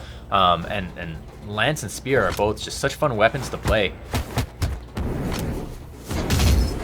Want to point out that Stimpy is rocking the Lance with a crab, that summer special. Oh yeah, that you get from the summer championship pack. The crab is helping, man. He's got a. Oh no! Is that? No, he's back. He's back. He timed it out, and that's the thing. With the Lance, you can use your dodge early because during that dodge cooldown, it's still ticking while you're charging that recovery. So you can usually get 2 dodges to recover with. You've just blown my mind. I hope you know that. I've never thought about that. Oh yeah. That is a thing of all the Lance players. They love doing that. Spend the dodge early because you've got enough movement to hang out with the side airs, down airs, recovery. You can burn that cooldown. Blew my mind. Blown. Which is insane. I mean, this is the same thing as the first 2 games. This first stock, you are a minute in, and both are in the red, and both are just so close and putting out so much damage on the other player. Man, this is kind of how that first game of the set started out. Just very close, but I don't know if Yami saw it. Oh, the down sig. Gosh. That was clean. I mean, it was almost, Stimpy was almost stacked there, and that swap out into the sword was what could break up the circles of sights as they were trying to move behind the other person to get that horizontal approach in. Rock and Lance just flying on by each other. Stimpy has Yami out there picking up the recovery. Yami, that 8 defense coming in clutch as he survives. Oh my gosh, there it is, but Yami was able to put on a little bit of damage to Stimpy. Not too much, nothing to really worry about, but it's something that's got to be sticking into Stimpy's head since we are tied up in the set here. Yami keeping Stimpy out on the red side, using that sword, using those side lights, those neutral lights into the down air there. Another down air into recovery. Ooh, beautiful. Bouncing him off the main stage right there. And has Stimpy has not touched the ground here in such a long time because Yami is just playing such a strong game on this wall. Again, we were talking about throughout this set, Stimpy is so good at just tapping the edge and then making it his way back. Down air, spacing out, pushing Stimpy as Stimpy goes for that dunking ground pound, but that lets Yami set up for that ground pound of his own, get the KO, and Yami in a really strong position right now. Has 2 stocks to Stimpy's 1, is only in the yellow. We've seen that before. The pressure when you're in game 3 of a set, it gets to you. You go for those high risk, high reward situations, and if it doesn't work out, This is what we're looking at. Stimpy down to 1 stock. But the side air knocking Yami out on the left side super far, going in for the recovery, and the ground pound just a little bit too far to the right as Yami recovers. That was really great. Yami able to get back. I think he's going to pour on a fair amount, bit more damage before Stimpy takes him out. Uh-oh. He got hit out of the double recovery. Down air. Never mind. Stimpy says, forget all that. Let me just take him out. Let's bring this back. Gotta try and keep Yami away from that weapon. Does it effectively? The Sidelight into the damage. downlight, into the just flare. Evens it up. This game is neck and neck all of a sudden, just like that. Stimpy picking up that spear, using it to turn the momentum around in his favor. All right, he went for these high risk, high reward, and it's paying off right now. Damage not too far apart. I'm confident in his ability to. Oh no! Can he make it back to the stage? He's so good at making He has a this. recovery. No, he didn't. He got hit out of it. Out of it. And Oh that's my it. gosh! Yami. Yami taking it 2-1 over Stimpy. I gotta say, Wow. both of those matches were beautiful. Beautifully executed from both players. And this last match you're gonna see here right now as Yami knocks Stimpy out into the sidelight, comes back in. This one would have caught me right here. That side light into the side air. Yeah. Oh my gosh! I thought the weapon throw was going to cover it, but Yami, knowing that spacing, just backed up just out of range of the weapon out toss. of range. And I mean, punishing when they're going through that recovery is just such an effective tool because it removes so much of your aerial mobility. Absolutely. Oh my gosh. Oh my goodness. So that, I mean, that set was It was good. I would like to say it's clean, but it was so back and forth. It was so back and forth. Each one of them had moments of the cleanliness. I'm pretty sure that first stock on all Oh. 3 games went to the red for both players, and you know, it was like a minute of just constant back and forth, like sights. Oh, yeah. Sorry, Oh, lance. Yep. Both of their movement was so good with the lance. Oh my gosh, just diving in and out, back and around each other. And that's the kind of master gameplay that you see with lance. Oftentimes it's like someone goes in for a side air or a down air and it moves you in one direction and the opponent is already moving to try and get behind you to do that of their own. Yep. And you see that kind of back and forth around and aroundness, and it's like it's a game. It gets really, really tense. It's like, who's gonna open It's that? a dance with rocket engines, right? I would do that dance. That's it's definitely a fun one. So congratulations to Yami moving on. Yes. And is this what we're looking at next? I believe Yami versus TB. Yami and TB. Oh man, this is gonna be a treat. TB, you know, I said this before in our previous sets watching him. He is a master of adaptation. Yes. So the longer a set goes on, the better it serves TB.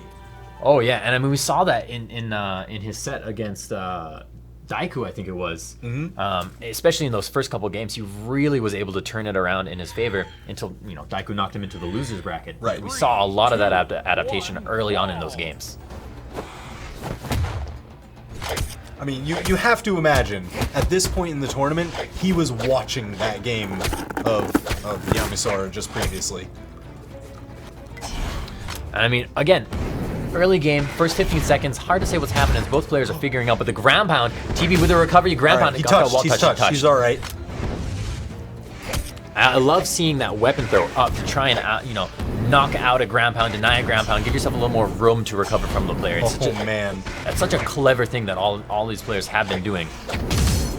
Yeah, TB, you know, he was looking for a lot of those down tars, that signature, jumping off of stage, trying to spike Yamisora down. But I respect the return to the stage. It's incredibly dangerous fighting against Yamisora. We've seen him land a lot of great lance ground pounds, a lot of down airs. You do not want to be off stage against Yamisora. And, oh man, you don't. And you know what? TB has been off stage a lot this match and been taking so much damage. But TB playing Lucy in another high defense legend, and Yami sets up right there for a beautiful KO off the right side of the game. Man, so Yami taking the first stock. He's got the lead right now, but I don't know. I feel like TB is just going to score a KO like the next couple seconds. Oh no. He's looking for these signatures. He wants to find it. There it found is! it. Slide charge, neutral signature off the side. You know, that's really great conditioning. We've been talking about this adaptation. the first few times, he did a lot of those down katars, right? That down signature, leaping over the edge. It leaps kind of wide, so Yami was conditioned to stay and hang on the wall. So he was not expecting the neutral sig to run right against the wall there. No, not at all. It's a little Pavlov-esque, if you will. Oh yeah, man. Ring Yami. the bell, time to eat. Ring the Yo, I mean, again, this game right now, as TV has turned it around, really gone for the pressure right now, into that falling neutral air, has Yami on the right edge here, going in for that down stick again, but Yami ready with the punish with the down air, goes into the ground pound, TV with a weapon throw up, gets the wall touch, has no weapon, picks up the neutral unarmed in the air, and the sig right there for the KO. From across the stage! My gosh, how damaged was Yami Sora there? I mean, Deep red. I'm curious to look at the damage numbers after this game. I mean, TB, you know, he's great at piling on damage with the guitars, with the blasters. There's a lot to be had there in those strings, and especially with dodge punishes like these.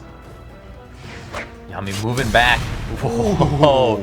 Just that motion, that step back, wait, down signature, knocking him out, bringing it down to a 1-1 stock. And at games of this tier, of this level, that last stock can go either way. Yami pushing TB out really far, has him on the edge, pushing him down. Yami, though, does get caught in TB's down air. Rearms with guitars. Looked for the dodge punish, but Yami just attacking back. That's the mix-up.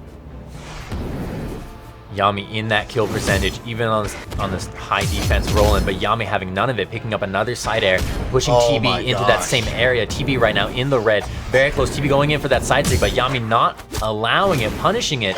TB going in for that downlight, but Yami ready with that side air, has him on the edge, goes for the ground pound, hits the ground pound. TB gets knocked out as Yami will take this first game in this set. It's playing a bit of that aerial footsies. Are you gonna come over? Am I gonna come over? Oh my gosh, it's a ground pound. Oh my goodness, what a way. I mean, that final stock was just... Yeah, I mean, just look at it here. Just waiting out options. Oh, there's the dodge. The dodge was spent. Time to go in. Pound. Beautiful. And TB shifting over to Wushang for it. Okay. Still got that spear. I mean, this is a complete weapon change. Sorry, Sir Roland, yeah. Yeah, he was guitars and blasters before with Lucian. Now he's going to gauntlets and spear. We saw him play a bit of Wushang earlier today, but you know, he had to switch off. And I wonder if this is just kind of returning to it, if he figured something out about this matchup. Or if he's just trying to see if those gauntlet strings are what he needs. I mean, TB just landed about 3 down airs in a row, like some proper pogoing, and those down airs really can rack up the damage so fast. A TB, oh my gosh, right there with the side stick for the KO. Beautiful, beautiful. I mean, you're talking about these down airs. Call Guinness the Pogo World Championship. Oh man, Yami here, fresh, hits that down sig, coming in with that side air, knocking TB out to the right side, TB into that neutral sig, Yami into the grab cancel neutral sig, and right now it's looking to see who's gonna find the way in. TB trying to vie from above, Yami going with that side air to knock him out. Uh-oh. Here we go. Gauntlets just really great at hitting the opponent, leaving them close for a possible follow-up. But that sidelight into recovery, just so classic with that lance, does secure the KO for Yami. And TB did do good damage onto Yami, but Yami's in a position where he can very even up the stock. Oh my gosh, I love seeing that, you know, when they're at low damage and you can easily hit that sidelight into the down air to continue. TB on the edge, throwing the spear, the recovery into the down signature out from Yami. TB recovers, dodges through the side air, goes in for a side sig of his own, into the recovery, into the down air. Yami up here as he's moving through. You know, Yami's moving for as telegraphed as some of the land stuff can be. He is so slippery. So slippery. He's not allowing himself to get hit. And again, we have just like that first stock, both players in the red. TB with a recovery, knocking Yami's weapon out into another recovery into the spear. Yami going for the down air, knocking TB out, gives him some room, but TB again, another side signature. That's how he took the first stock. That move paying dividends. Paying dividends. Yami falling through. Here you go, TB. You know he's going to be looking for some of these string. That side air. Yes, the dodge read. down. Yami already going towards the orange. TB finding exactly what he wants out of this stock. I mean, TB spear play right now is just on point. The down airs, the side airs, the neutral airs especially have been on point. And Yami ready there with that down air in the perfect position to just catch TB and knock him straight down diagonal through the ground. All right, he managed to halt TB's momentum. Can he create some of his own? Moving in with that side light into recovery. TB though, it's side light of his own, following through underneath Yami, staying vertically below, like we talked about below, trying to use the kind of the kit of the lance to his advantage, allows him to get in there. The ground pound. Uh-oh. The weapon Be throw. enough. He's got the gauntlets. Oh, goes for the slide charge signature. Not enough. Wasn't able to get it. Yami now punishing him for some of these. Oh! Side light recovery. Close it out. And just like that, TB will take game 2 in this set. We're going to go to a game 3. And you know what's fantastic? I think most of our games that, at least since I've been here, they've gone to game 3. Oh, yeah. I love it. Full sets. I mean, this is really what you're looking for when we get to this stage in the bracket. This is top level play. Yeah, doesn't get much better than this. 3, 2, and we're going to 1, Shipwreck go. Falls. How do you feel about this? Oh, I'm excited because there's so much. It's a dangerous stage. It's a dangerous stage, man. It's a dangerous stage. You got Lance, which is able to push you so far horizontally if you can pick up a string with it, and you got gauntlets, which are just able to get you off that edge. And when you have like, 3 inches of wall space to recover to, that's not a lot of inches. Not at all. And I mean, it's so easy to just ground pound somebody there or pluck them off with the gauntlet neutral air. And I actually do kind of like Lance on this stage. Wow, what a beautiful dodge read. Keeps These going. signatures left and right. Yami, please. Yami cannot be stopped there. That string following it through. So much damage onto TB as TB's weapon gets knocked out of him right there. But TB knocks the own weapon out of Yami with that unarmed recovery. Both of them hunting for the KO. Yami going for the signature, getting punished by TB. What can TB find? Again, just like the last game, these stocks are so close, neck and neck. TB's got a little bit of breathing room on his stock. It's not quite in that deep, deep red, picking up that recovery for the KO. TB in the lead right now. All right, and we saw his spear play before, tons of damage, but he's opting for the gauntlets instead. Does he want those early on gimps? Do you think that's what he's looking for? Maybe, I don't know. I think in that first the recovery. Oh my gosh. I think, especially in that first stock, I think we saw him use those gauntlets a lot just to build up damage. And you can do that with the gauntlets because you can get in there and you can just... They've got great combos, great strings. And just it keeps on going. You never have to stop with gauntlets. Yami trying to create some space with this lance here. Always keep him towards the front. Into the unarmed recovery, into the gauntlet, throws into the sidelight, into the side stick. Yami ground pounds, but TB is too far for it. Into the down stick. Oh no! Yami back dodges and gets knocked out to the left. No, he didn't clip. He went a little bit too low. Oh, so close. There we go, Yami arming up with the sword. TB waiting out of that range of that down stick, but Yami coming in here, down light. Oh. Now Yami, we've been seeing him use a lot of signatures. And there is another one, that gravity cancel into the neutral signature. Use it to its fullest extent, using the full range of it to go ahead and catch TB in that. And the recovery, punishing, I think TB was going in for that ground pound, and he was just like, you know what? Here is my lance recovery. Boom. I mean, that's the thing, the gauntlet ground pound, it's very close to the chest. It doesn't have a lot of range. You're pretty much just dropping yourself on top of them. Yami was more than happy to poke it out. Look at these two players, both in this yellow here, both vying for an entrance. TB into that neutral light, into the side sig, knocking the weapon out of Yami's hands. Yami recovers up, goes in for that dodge, goes in for the down air. TB ready with the down light into the down air, into the side air, knocking Yami out to the right side, into the side air. Is this enough to kill? Does Yami have the jumps? This has got to be it. He's got nowhere to go. He's got no jumps. Wow, TB taking it 2-1 over Yami. Incredibly well played. Incredibly well played. And we saw, was that TB came back from losing that that side first game? signature. He gets so much mileage off of that. He scored so many KOs. Into the spear string, force him out, go up with him, yes. Just confirming that side air and knocking the last jump out.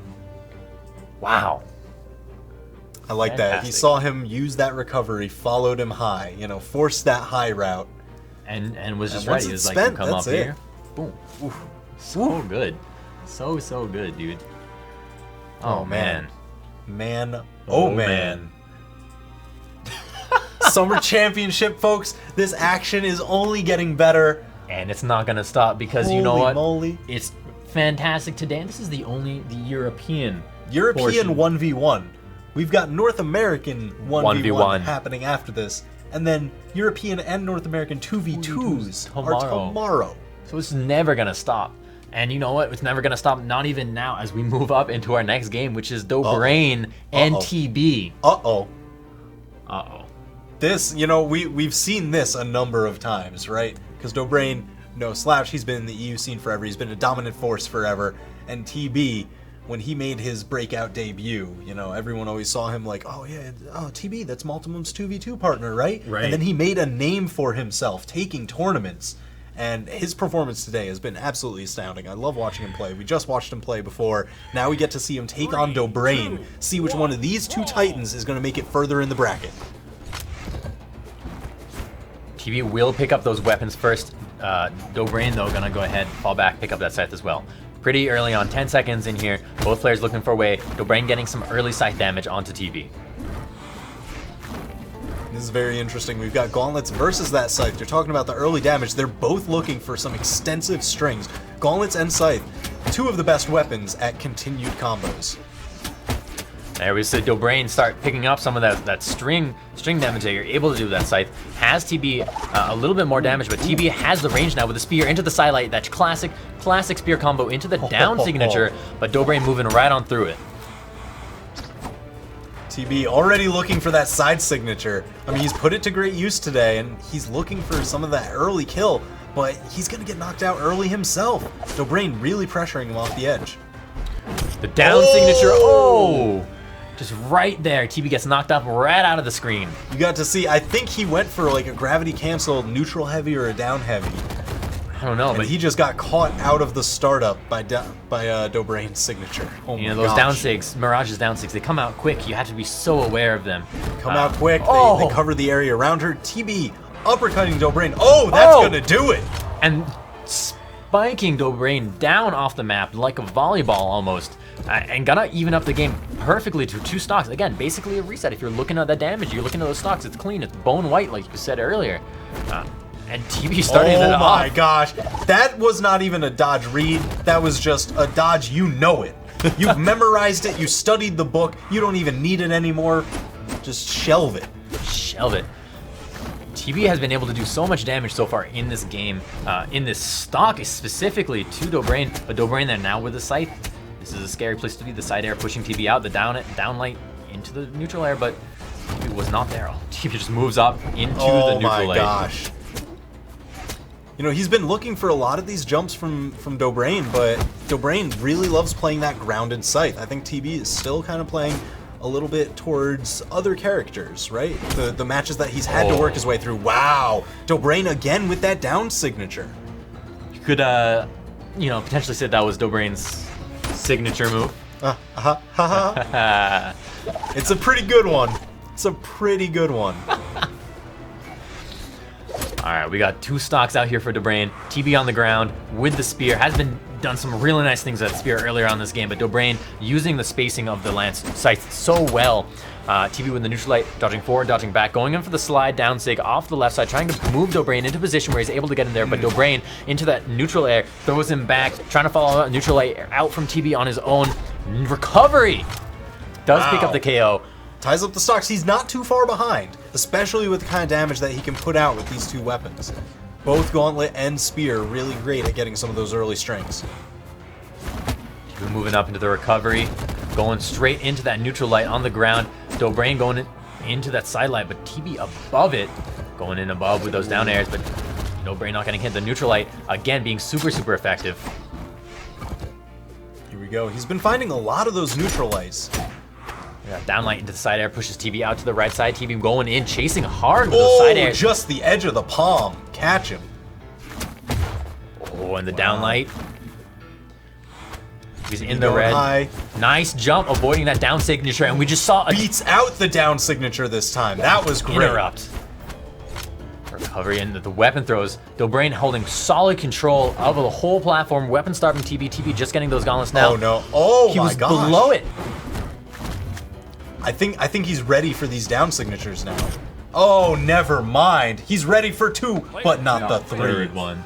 I mean, no one expects the it's so 3rd. scary. You see, no one expects. I'm not gonna. Anyways, every time that TB dodged through those down sigs, my heart was like, no, like caught a little. I know, bit, especially like, once scared. he started interrupting them and then dodging through at the right time and punishing them. I was very hopeful. I was very hopeful. I'm sure he was too. We'll see if he can manage that in the rest of this set. Oh my goodness. And we're going to be back on Mammoth right now. We got a legend swap here. You want to talk about it? Oh, that Val out? TB bringing out the Val. She's pretty good, I hear. She's got some pretty good signatures. I know a lot of people are very fond of that side signature. It goes pretty far. It's that dashing strike. And it can KO pretty early. I think he's going to be looking for some of that with his gauntlets. And you know, we'll see it. We'll see it, I'm sure. Maybe for the ground pound come in, and we saw that horizontally move on as Dobrain does dodge through it, but the horizontality of those side airs is insane, and those ground pounds. Yeah, that was that side signature I was talking about. Tried to bait Dobrain into it, but Dobrain not biting yet. Look at TB here, just waiting it out. Patient knows that Dobrain is going to be throwing out a lot of these hitboxes where he's going to move in, and TB just anticipating them, adapting to them, and moving back. Well, there it is. TB starting to mix up whether he dodges or attacks after getting hit, and Dobrain trying to find the answer. Oh, wow. That was a neutral sig out from TB, I think, as Dobrain went in for the down sig, and the neutral sig moved TB up out of that down sig. Yup. Really cool interaction right there. That was intense. Oh, but Dobrain with the side sig. sig knocks out TB, taking the lead in this game. Wow, you know, Mirage, she hits like a truck. We were talking about before. Her main stat is that strength. She's going to pour in a lot of damage and hit very hard, knock you out very early. TB picking up that recovery right there. Moving in, knows Dobrain is in a place where a KO could happen. He goes in for that side stick that we were talking about earlier. Ooh. Goes in for the side light into the recovery. Dobrain lives alive, moving up here. Jumping above that side stick. Yeah, we know he wants it. He wants that KO. He does not want Dobrain to spread this damage gap even further. There it is. That's how you stop the momentum. Consider it stop. It's like stopping a train right there. 2 stocks both ways to the players at the current moment. There you go. Dobrain trying to arm up. Finally gets a spear, but got tagged a lot for his trouble. There's a side light, the down air into the side air. Does a lot of damage, has a lot of push. TB out here on the right side waiting for Dobrain to make an opening for him to break on into the recovery there. Into the side signature. Ooh, neutral light into the recovery. Sends him out wide. He's got the edge guard. Oh, the punish right there. Snatched out. TB does get the wall touch. Looking a little scary there for a moment. Dobrain weapon starving TB so much, but TB doesn't need it. Going in for such good on-arm damage at the moment. Oh my gosh, the weapon throw is going to seal the deal for the second stock. Dobrain up 2-1. And again, TB needs to win this. This is lower bracket action. Dobrain versus TB. Dobrain is up 1 game in the set. Best of 3. Oh, little clash there. Side stick out. Dobrain ready with a punch for the down air. Into the side air from TB, though, knocking Dobrain out to the left side. At the ground pound.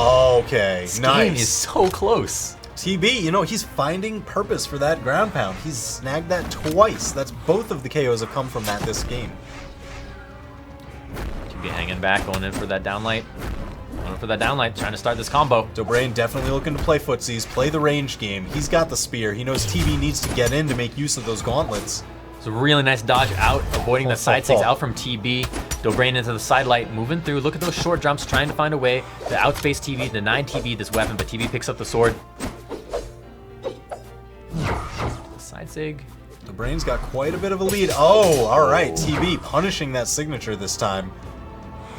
Let's see how often he can get that. Oh, no. Oh. Into the recovery. Just not enough. Dobrain looking to find the KO. We're going to be seeing some heavy attacks coming out from him. Expecting a lot of signatures, side airs, and recoveries. Those down sigs are coming out too very, very rapidly as well, as Dobrain's setting up for that stacked KO. There it is. Just Right walk there. with him, get the space, play the footsies. Play the Down footsies. sig. Dobrain taking it 2-0 over Just TV. like that. And we got a replay over here that we're going to check out right now. You see Dobrain setting up there for these down sigs again as TV moving around, looking for a way to get in. Comes down here. Dobrain moves through down here, and the setup right there. Ooh. Knowing the hitbox of that down sig so close, so he can hit right there at the end with that spear, Yep. you know? Yeah, and I mean, that's the thing. Like, knowing the hitboxes of just about every move in the game, he was hanging out just outside Perfect. TV's range. He was playing perfect Perfectly. footsies. And it's like that kind of gameplay, that kind of knowledge of the game and everything about it. I mean, that's Oh, just, yeah. it's why Comes they're from a lot of practice, a lot of study, professionals. and You know? just very smart play. Very, very smart. We should take a look at the bracket and take the top 8 here. Oh, man. Yeah, that's been formed up. Sitting in winners finals, we've got Eram versus Daiku. It's going to be a phenomenal game. Oh my gosh. And what do we got going on down below? We've got Dobrain sitting in losers finals. Yup. And that's going to be up against whoever, whoever gets Yeah, knocked down from that Whoever winner's gets final. knocked down from Eram and Daiku. So your top 3 is Eram, Daiku, and Dobrain. What a top 3 right Any there. one of these could take this entire tournament. I got to say, I don't remember my fantasy draft, Oh man. but like, Was this your pick? I don't Did you have it remember. spot on? I hope it was my pick. Man, I mean, Dobrain and Daiku, this is looking like shades of last year. We were talking about a Yeah. return of the old guard, but Eram's sticking around saying, no. No. Not yet. Not yet. I'm not letting you guys come back and claim power. This is my house. My house. But with that, folks, I think we're going to go to a 5-minute break before we go to that top 3. So stay tuned for more Summer Championship.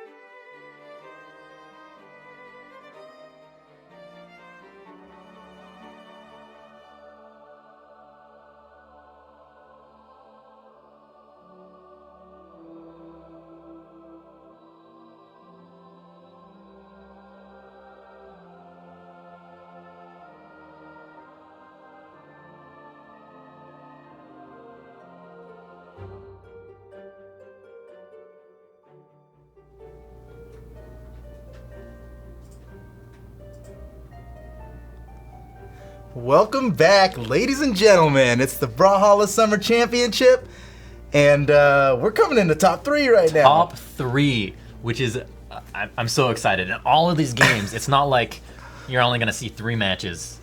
We could see 5 matches per game. That's right. It's best of 5s now that we're in top 3, and oh my God, goodness. it's going to be exciting. I'm so excited. Wow, the play today has been incredible.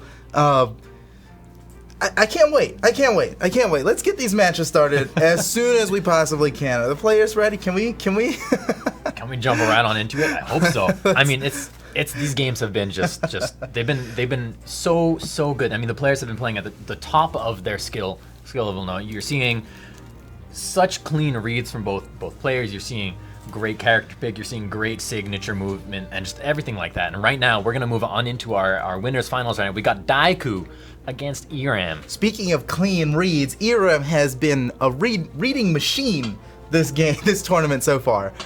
Seriously, he's been killing it with his guitar reads. It's something else.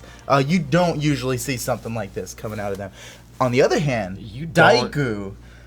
Can we talk about Daiku? I mean, okay, his first match on stream bodies his old teammate in 15 seconds. That was absolutely incredible. He finished his second stock in less than a minute after that. So Daiku, he's kind of on fire right now, and I'm not sure Iram's going to be able to take him out of it. Let's see what happens. He has been practicing a ton, and we're starting in both players with swords at the moment. Daiku over here on the left side, as Iram waiting back a little bit. Again, early game like this, you're always looking for how to engage. The down air L from Iram comes out. Daiku. Every time, ENX tag. Well, they both start with ENX on their tags, Gets right? me every single time. Yeah, and again, Daiku's rocking the bow bar. Daiku is rocking the bow bar. Classic Daiku. Classic EXO, some might say. Oh. Bringing it way back. Seeing Iram get a lot of early damage here onto Daiku. Has a bit of that damage lead right now.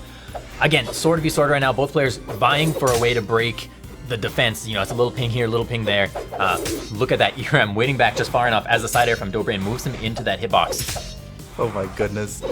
Daiku is falling. This is the first time I've seen Daiku not in the lead in this tournament so far. He's barely behind though. Iram's he's keeping up. He's keeping up. I mean, Iram's movement is really top notch here, moving around, but Dobrain ready up there, knocking these neutral airs up, these recoveries up, knocking Iram out in the sky. There's a neutral air again. Fallen in, goes in for the side, seeking Iram into the side air. Gonna follow up. Oh, okay. All right. Daiku's back on stage. He's got a hammer now. Let's see if he can get a kill here. Oh, no. I think he meant to jump side air after that stomp. And again, look at the damage here. 3 stocks, minute and a half into this game. Both players are looking for that opening. Iram just throws his gauntlets, his guitars, they're out, unarmed, comfortable, looking to maybe get this weapon here, but Daiku guarding. There's a stomp into the sidelight, but Iram was above the sidelight. He was too from Iram on his own. There you go, picking up that sword, goes in for the sidelight, pushing Dobrain. Daiku out onto the left side, goes into the recovery, knocking him up. Weapon throw. Daiku's close. Oh man, next good hit's gonna do it. Both these players, they want the lead. The early lead goes a long way. Hey, there it is. Iram with the first kill. He's deep in the red though. We'll see if Daiku can bring this back. Should be able to email the email. He should be able to bring this back pretty quickly, especially at the rate that he's been playing. A little over 2 minutes in right now, and we're looking at Daiku here. Try and find a way into Iram's defense, but Iram is solid as a rock here, moving in with those neutral airs, falling down a neutral air again, trying really hard to keep Daiku on the edge. Has him there. Look at this play. The recovery coming out into the neutral air, but Daiku a little bit far back, goes in for the side air, and has Iram now on the edge, trying to turn this around. Oh my god! He? Oh my god! That's it! Oh my god! Oh, wow! Phenomenal. One down air is all it took. It was perfectly timed. He crushed it. Oh my goodness, Daiku. Iram. What a monster! Oh my goodness. Oh my god! What a player right there! As Iram here sets up for a potential 3-stock, but the side air right out from Daiku knocks him out. Here we go, 2 stocks. For Iram to Daiku's 1. Daiku with the weapon lead right now. Iram coming above here, dodges down. Daiku ready with the recovery, moving through, kind of weapon guarding this over here. Daiku's a full stock behind.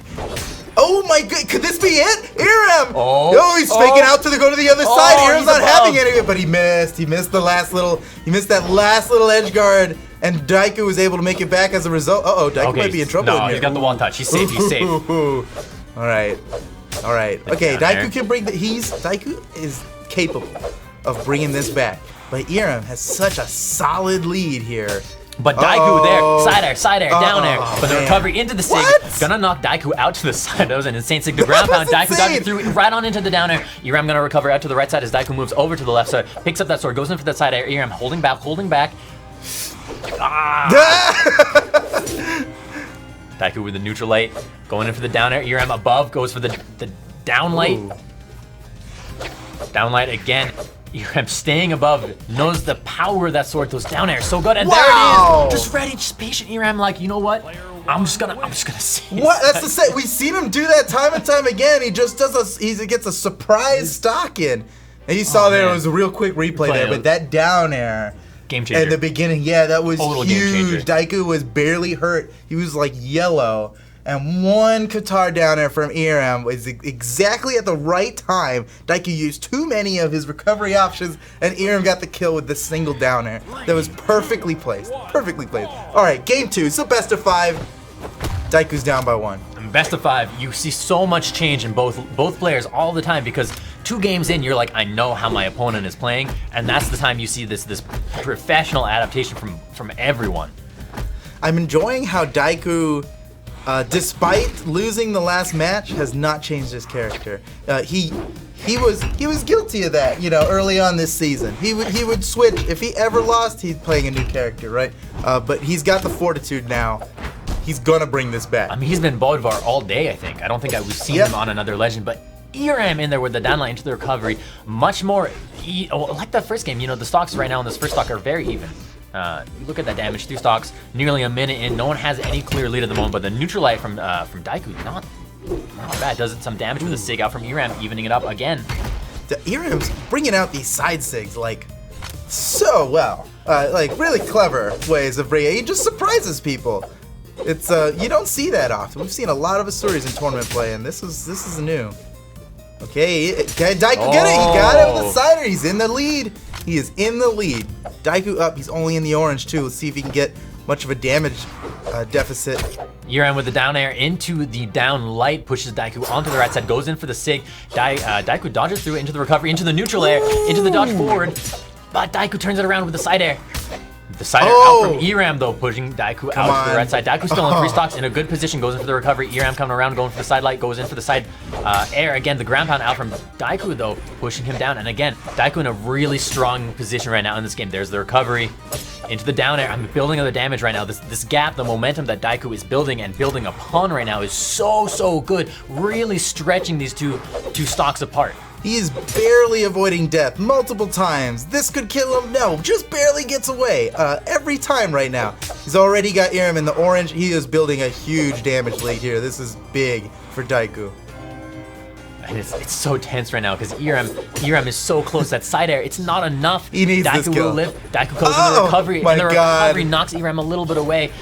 Stopping Irem having a choice there to recover the down air. Again, you look at the damage here. It's so much right now on Daiku. Irem picks up the recovery. That's going to be it. That's going to be the KO that he's been looking for this entire time. 2 stocks. And you got to give props to Irem there, not for just getting the KO, but for surviving so far on this second stock. This is nearly 3 minutes into the game. He's nowhere near done trying to extend this stock.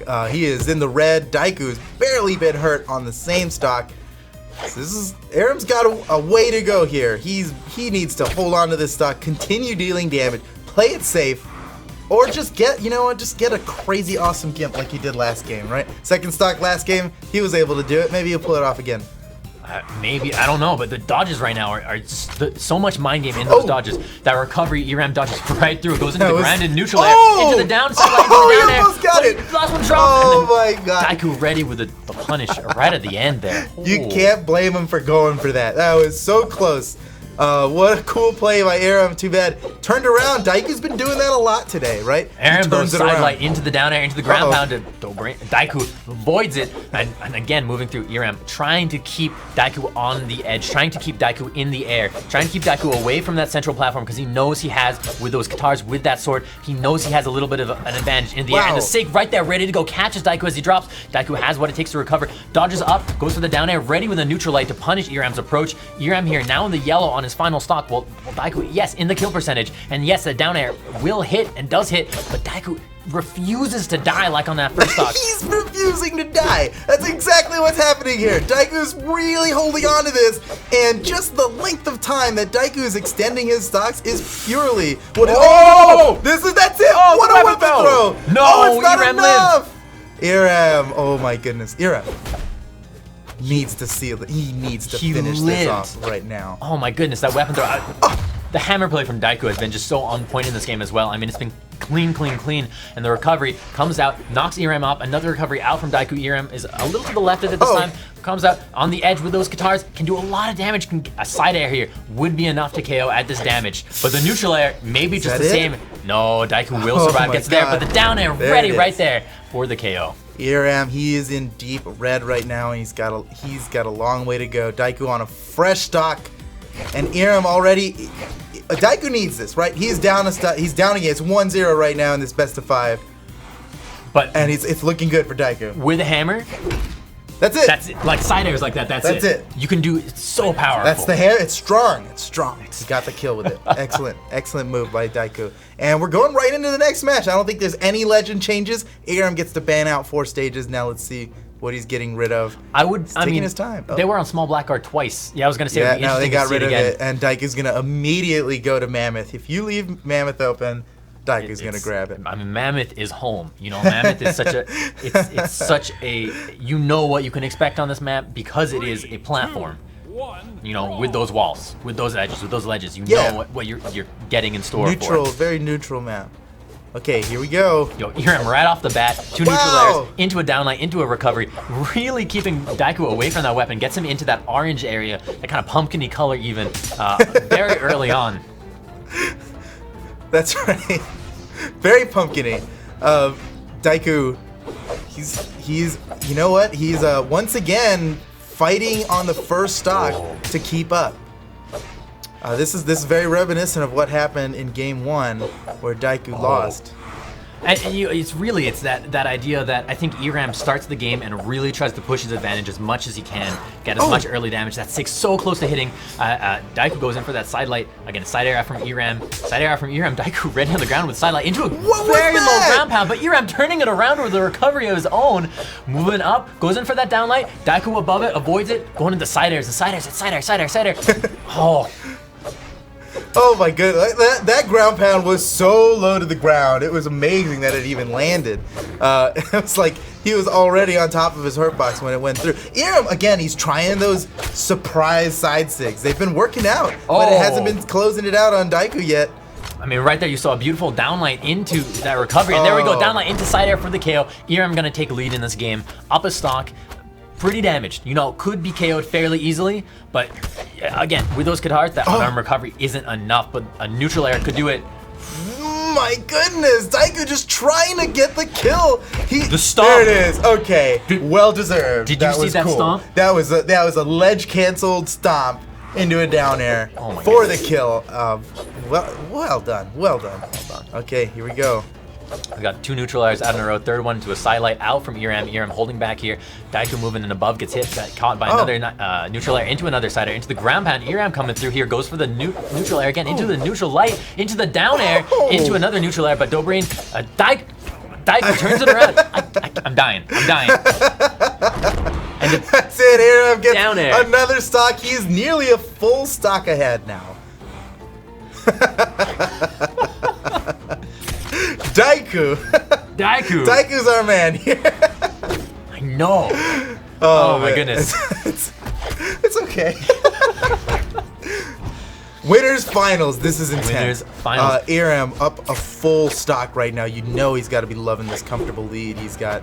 But Daiku can bring it back. Wow, what a Katar read. Wow. That was sick. That was sick. There's no reason to jump after that first down air other than he was expecting Daiku to go in that direction. I mean, you're seeing ERM hold such strong control this entire game. The grab cancel sig. Good punish.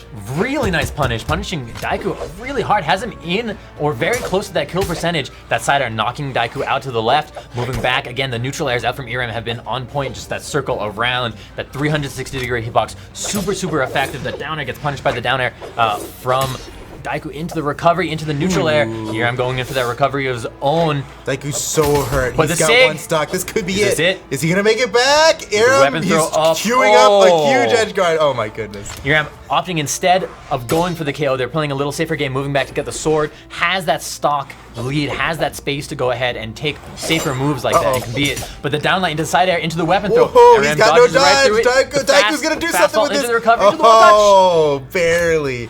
Just a little. Okay. And the side air. Okay, Daiku's still in this. He's got one stock to go, but he's in deep red himself. It's not going to take much to kill Daiku. Can Iram close this stock out in time, or would Daiku make it back? Is he gonna bring this back? That would be he can do it. Actually insane. Iram right now has the guitars. A recovery could potentially get the KO should it strike the full breadth of its attack. The side sig moving out. Daiku not quite there. Into the side air, into the side light, into the ground pound. Iram here hanging back, waiting back, knows he has a little room to breathe. There it is. There it is. 2-1. 2-1. Iram now in the lead. Wow. Oh man. That was awesome. Right into these guys ready up immediately. We don't even see their characters again with how fast they go. Where do you think we're gonna go? It would be interesting. He left King's Pass open. I'm surprised. Iram on sword and guitars is a force to be reckoned with in King's Pass. Then again, Daiku loves King's Pass. I mean, even though his weapons may not be perfect for it or anything, he's so comfortable on that stage. I think he is daring Iram to pick but King's Pass. Nope, going back to Blackguard. Going back to Black. He didn't take the bait. All right, let's see how this goes. I mean, this has been three really intense games already. We're going on to game number 4 here in this best of 5. Iram up by 1. Oh, nobody's straight up going for the weapon right away. Kind of playing a little mind game right there. Him coming in with that neutral air, starting it out, going in for the downline into the neutral air, getting some good early damage onto Daiku, keeping him away from that weapon. Again, the side air right there. Daiku not allowing to have that weapon. And Iram has him already in the yellow, into that downlight, into the down air rather. I mean, it's already so strongly in Iram's favor. Yeah, that's incredible. Has Iram been hit yet? No, he has not been hit yet. Oh my goodness, Iram is so on far. fire, man. He's about to knock Daiku down into lower bracket. At this rate, he's got it in the bag. Let's see what happens. Down air. Again, the spacing right now from Iram on point into those neutral airs. So clean. Nice dodge forward. Waiting for that stomp. Doesn't get hit by it. Moves into that side light. Keeps Daiku on the edge, goes in for that side light again, right on into the side air, but Daiku dodges right through it and picks up the recovery, knocks Iram down into the side air. Again, Iram taking some damage. Hammer doesn't take too much to even it up here, but the side lights from Iram have been so clean, so on point. The neutral air out from Daiku, really trying to even up the damage here. The recovery gets hit by the back hitbox, the back end of that neutral air from Daiku again. Daiku really using those hitboxes of the hammer so effectively right now. He's come back from so much. He was in the red a long time ago this match. He continues getting damage without getting hit, and he's evening these up now. He's got Iram off the edge. This could be it. It's neck and neck. He's trying to get that hammer recovery. Look at the movement off the stage here. Wall slip effective now, though. The dodge through gonna avoid the ground pound, and Iram will get the wall touch, the ground touch safely. Yeah, he was ready to continue punishing there, but he saw his 2 exclamation points and was like, okay, wait, I need my jumps back before I do anymore. The ground pound, but the recovery punish, the classic, That's it. and the weapon throw to confirm. Well played by Daiku. Turned it around. He was totally not in the lead. Iram was really had it going for him. And Daiku turned it around, man. Fortitude. Steadfast. And Daiku doing a lot of early damage to the neutral air. Gonna knock Daiku down, force him to recover out to the right side. Iram knows he's 1 sig away from getting this KO with the weapon throw. Gonna follow it, pick up those guitars again. Gets hit by Daiku's recovery. Daiku really trying to keep Iram away from that weapon, trying to keep him away from being solid position as Daiku. If you can control how your opponent moves, you control how they play. Yeah, Daiku does a good job of that. My goodness, look at this. He's picking up such a damage lead here. He still hasn't died. He's doing so well at avoiding kill shots, and with the very tiniest of frames. Well done. Okay, ERM. But like you were saying, I mean, the momentum and the space that Daiku was able to build up by really utilizing that first stock, I mean, it's huge. Iram is almost in the red. Nice dodge back into that downline, into that recovery. Right there, just such clean gameplay. Goes in for the down air, but Daiku above picks up the down air onto Iram. Again, every hit that Iram takes is so strong, and the recovery might be enough to do it. Is Iram? Oh, he's trying to fake which way he's going. He made it back to the ledge. See if he can get back before. Oh! Wow, nice neutral sync. He's got Daiku off the edge. Daiku's coming around the other side. He makes it. That was quick. Gonna land on that soft platform. I mean, that was a nice clean gameplay right there. Okay, both with the sword right now, both dodging through. Daiku picks up that side air first. Iram recovers back here, dodges through the ground pound, waiting back, goes in for the Sig. Daiku anticipating it, dodges through. Neutral air again into this recovery, out from Daiku. Daiku goes in for the down air, the side air from Daiku, knocking Iram out into the weapon throw. But Iram recovers down. We'll get the wall touch, avoids all the weapon throws from Daiku. It's not over. This edge guy's not over. Daiku might be able to get it. Okay, now it's over. Falling into that side air, knocking Daiku out. Iram done a phenomenal job staying on the stock for nearly 2 minutes, I want to say, and has knocked Daiku almost into that kill percentage after being here in that red himself for so long, and the side air right there for the KO. Well done. That was cool. Chase dodge canceled out of it with the side air. Got the kill onto Iram right when he needed it. He has just entered red damage, and he is probably going to extend this stock a long time and build up a nice damage lead onto Iram. Iram needs to answer that. You know, Iram, though, he lasted so long on that last stock, and he was able to build up so much damage. You know, we could see more of that. The recovery, huge, knocking Daiku off the side into the neutral air. I mean, the damage is kill percentage right now. Daiku could be knocked out if Iram is able to get in there and hit him from the right way. The side air, he's on the soft left. He wants to stop it. To use the dodge, got the wall touch. Using that side air into the recovery, knocks Iram up a little bit, Iram above, falling back to that soft platform, but the side air from Daiku a little too fast, but the side air from Iram knocking him out. Final stock all the way for both players. Iram did a good job of evening that up. He is not too far away. Right, Daiku's still he's on a fresh stock, but Iram, he's only in yellow. It's basically anyone's game at this point. Same color at the time. I mean, like, damage is even. Look at it's even. It's as even as it gets, right? It's anybody's game. Daiku's got Iram off the side. But they've been trading blows, man. Like, they've been like down air for down air, side air for side air. Like, the color has been changing in tandem, basically. We just see Daiku a little too low for that side air to pick up right there. The down air gonna knock Iram down. This is a dangerous place to be, but Iram recovers above. Daiku recovers over to the right side. Yeah, that's maybe the safer choice. Moving here, we're looking for a way to come in. Wall slip just starts activating right there. Goes in for the side air, into the down air. Iram dodges through. There's a downline to side air. Daiku out on the left side. Ground pound, down air. No recovery. Oh, he's in trouble now. He's trying to fake which way he's gonna go. Daiku's not falling for it. Daiku will take it. Woo! What a match, Daiku. Good game. My goodness. Good game. That's all right. Phenomenal. All right. What's the score now? Is that 2-2? 2-2. Oh my goodness. Game 5. Game number 5. Game 5. All right. We got a replay here. Let's see. This is the final stock This is here. the final stock. So check out here as Iram goes in for that side air. You know, you think he has it, goes in for the down air, but Daiku avoids it. Yeah, that was so we were missing it there, but yeah, it was Daiku was in trouble, or Iram was in trouble. He faded away, and it was a reversal. It was an amazing reversal. Complete and total reversal, which is just beautifully executed right now. We're here in on Small Mammoth, and again, same legends. Gonna see Daiku pick up that hammer first. Here I'm getting a little bit of that first strike, early damage, unarmed. First blood. First blood.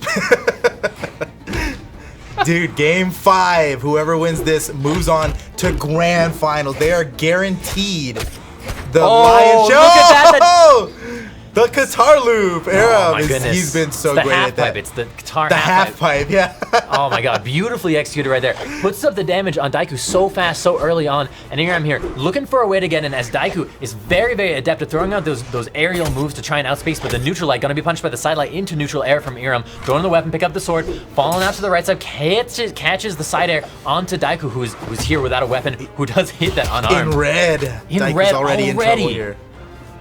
Iram with a nice lead. Neutral air to the down air. Down line to the side air. Is he going to be able to get this edge guard? He's got no platform. This is all... Oh! It almost got reversed on him, too. Unbelievable. Unbelievable. I mean, Iram in that orange area, Daiku, you know, as long as he stays alive and builds up this damage, could put Irem right there, and those double side lights is a down air. Irem This is has it. to recover, This is use it. his down air in the Nice. side air. I think Daiku just confirmed that KO. That was sick. Yeah, that was a close one. Irem had a few different options to recover, and Daiku covered them all perfectly. In deep red himself, though, let's see if Irem can close this out. Looks like he will. All right. No, is Daiku Irem gonna be able to get this edge the guard? ground Wow, pound. simple. That was a long ground pound. too. Clean I mean, and that simple. was way up there. Yeah, too. he's using his a fast ground pound from Qatar's, right? Maybe just caught him by surprise. There was nothing special to it, just perfect timing. Perfect.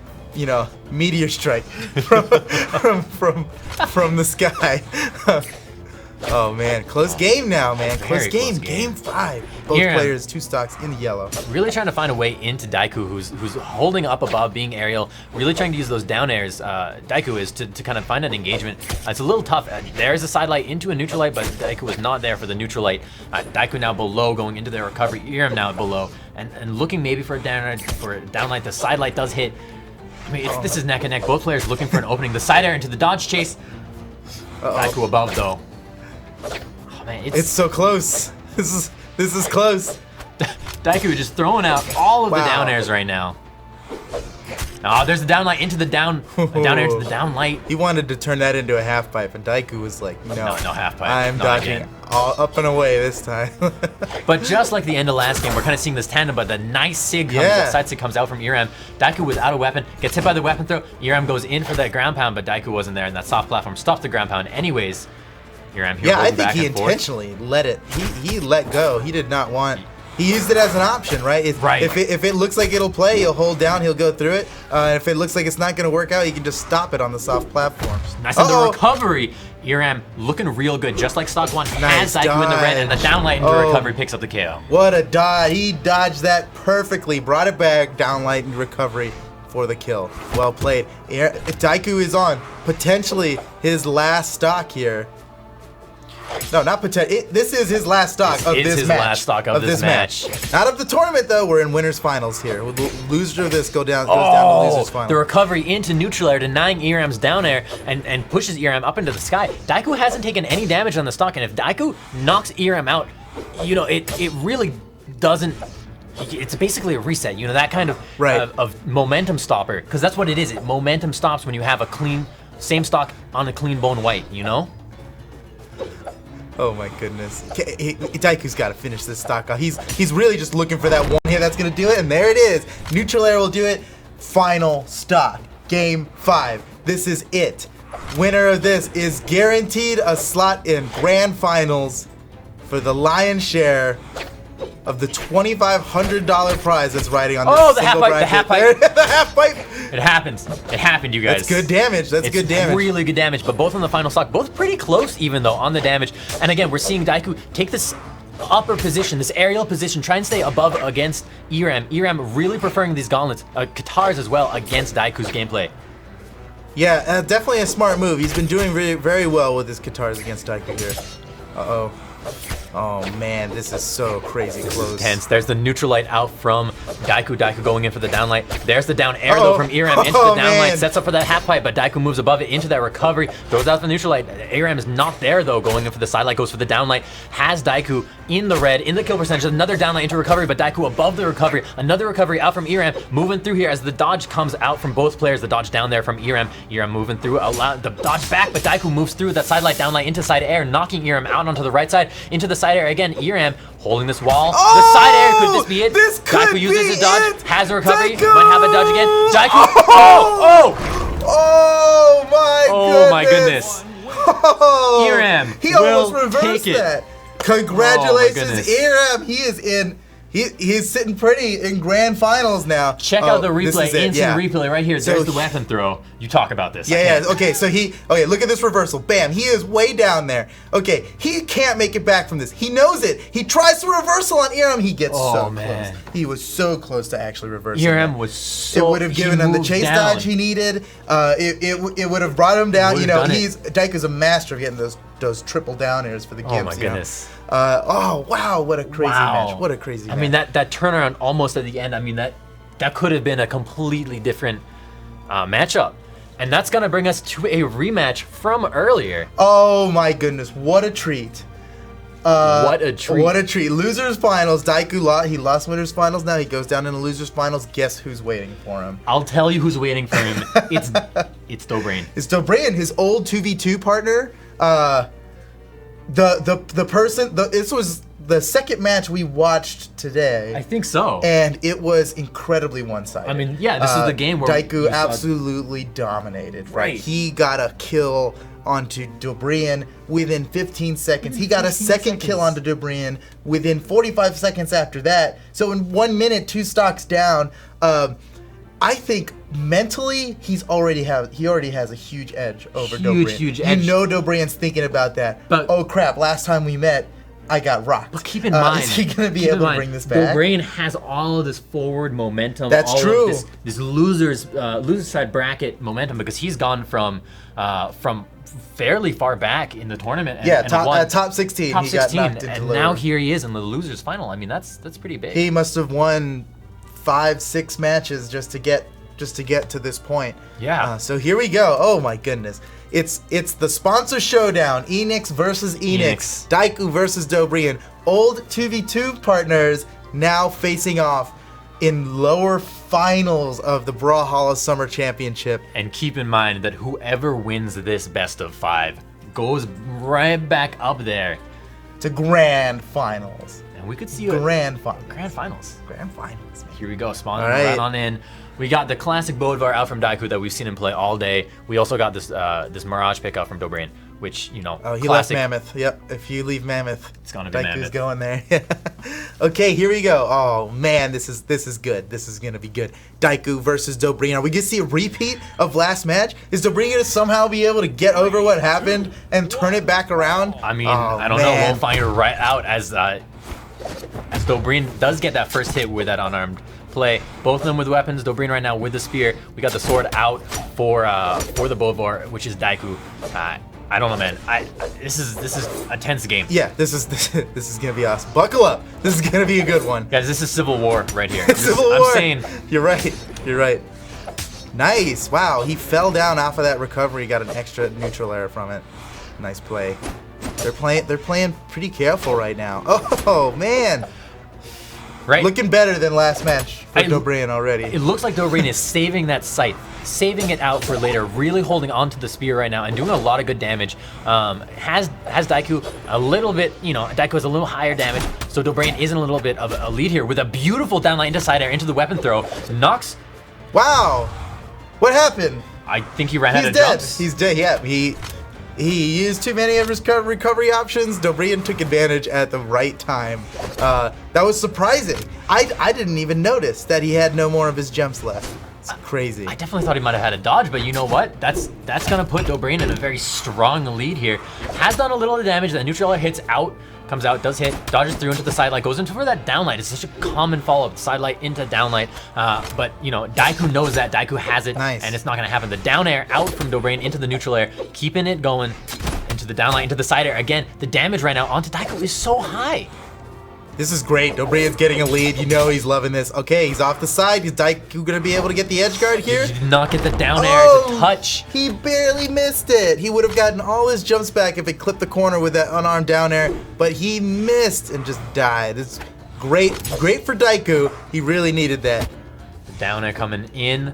I mean, really looking right at Dobrain playing a very unarmed game. Finally now getting that spear, trying to hold it out, but Daiku having none of it. Side light, into recovery, into side air, into another side light here, but Dobrain moves through. We saw the starts of that down C come out, but Daiku canceled it out, interrupts it. I mean, this is pretty tense. Daiku knows he's in the red, holding on the wall, looking for an advantage. There's the wall slip coming out, just a little bit, and falling into that side air. He's trying to figure out how to approach here, and there is no good way. Dobrain keeps punishing him for coming in. Man, well played. All right, Dobrain, he's in the lead. He's only in orange. He's got plenty of time to build up a damage lead here. Oh, Daiku going for that down air basketball bounce off the ground into a side air. It almost worked out. Ooh, there's a stomp which was going to go into that down air, but Dobrain does avoid it. Daiku hanging back here with a hammer, looking for an inching and waits and gets the neutral stick to hit. Does not knock out Dobrain though, who does survive that defense and a recovery again coming out. Dobrain living through it. Dobrain dodging through, dodges through, and then up. Interesting.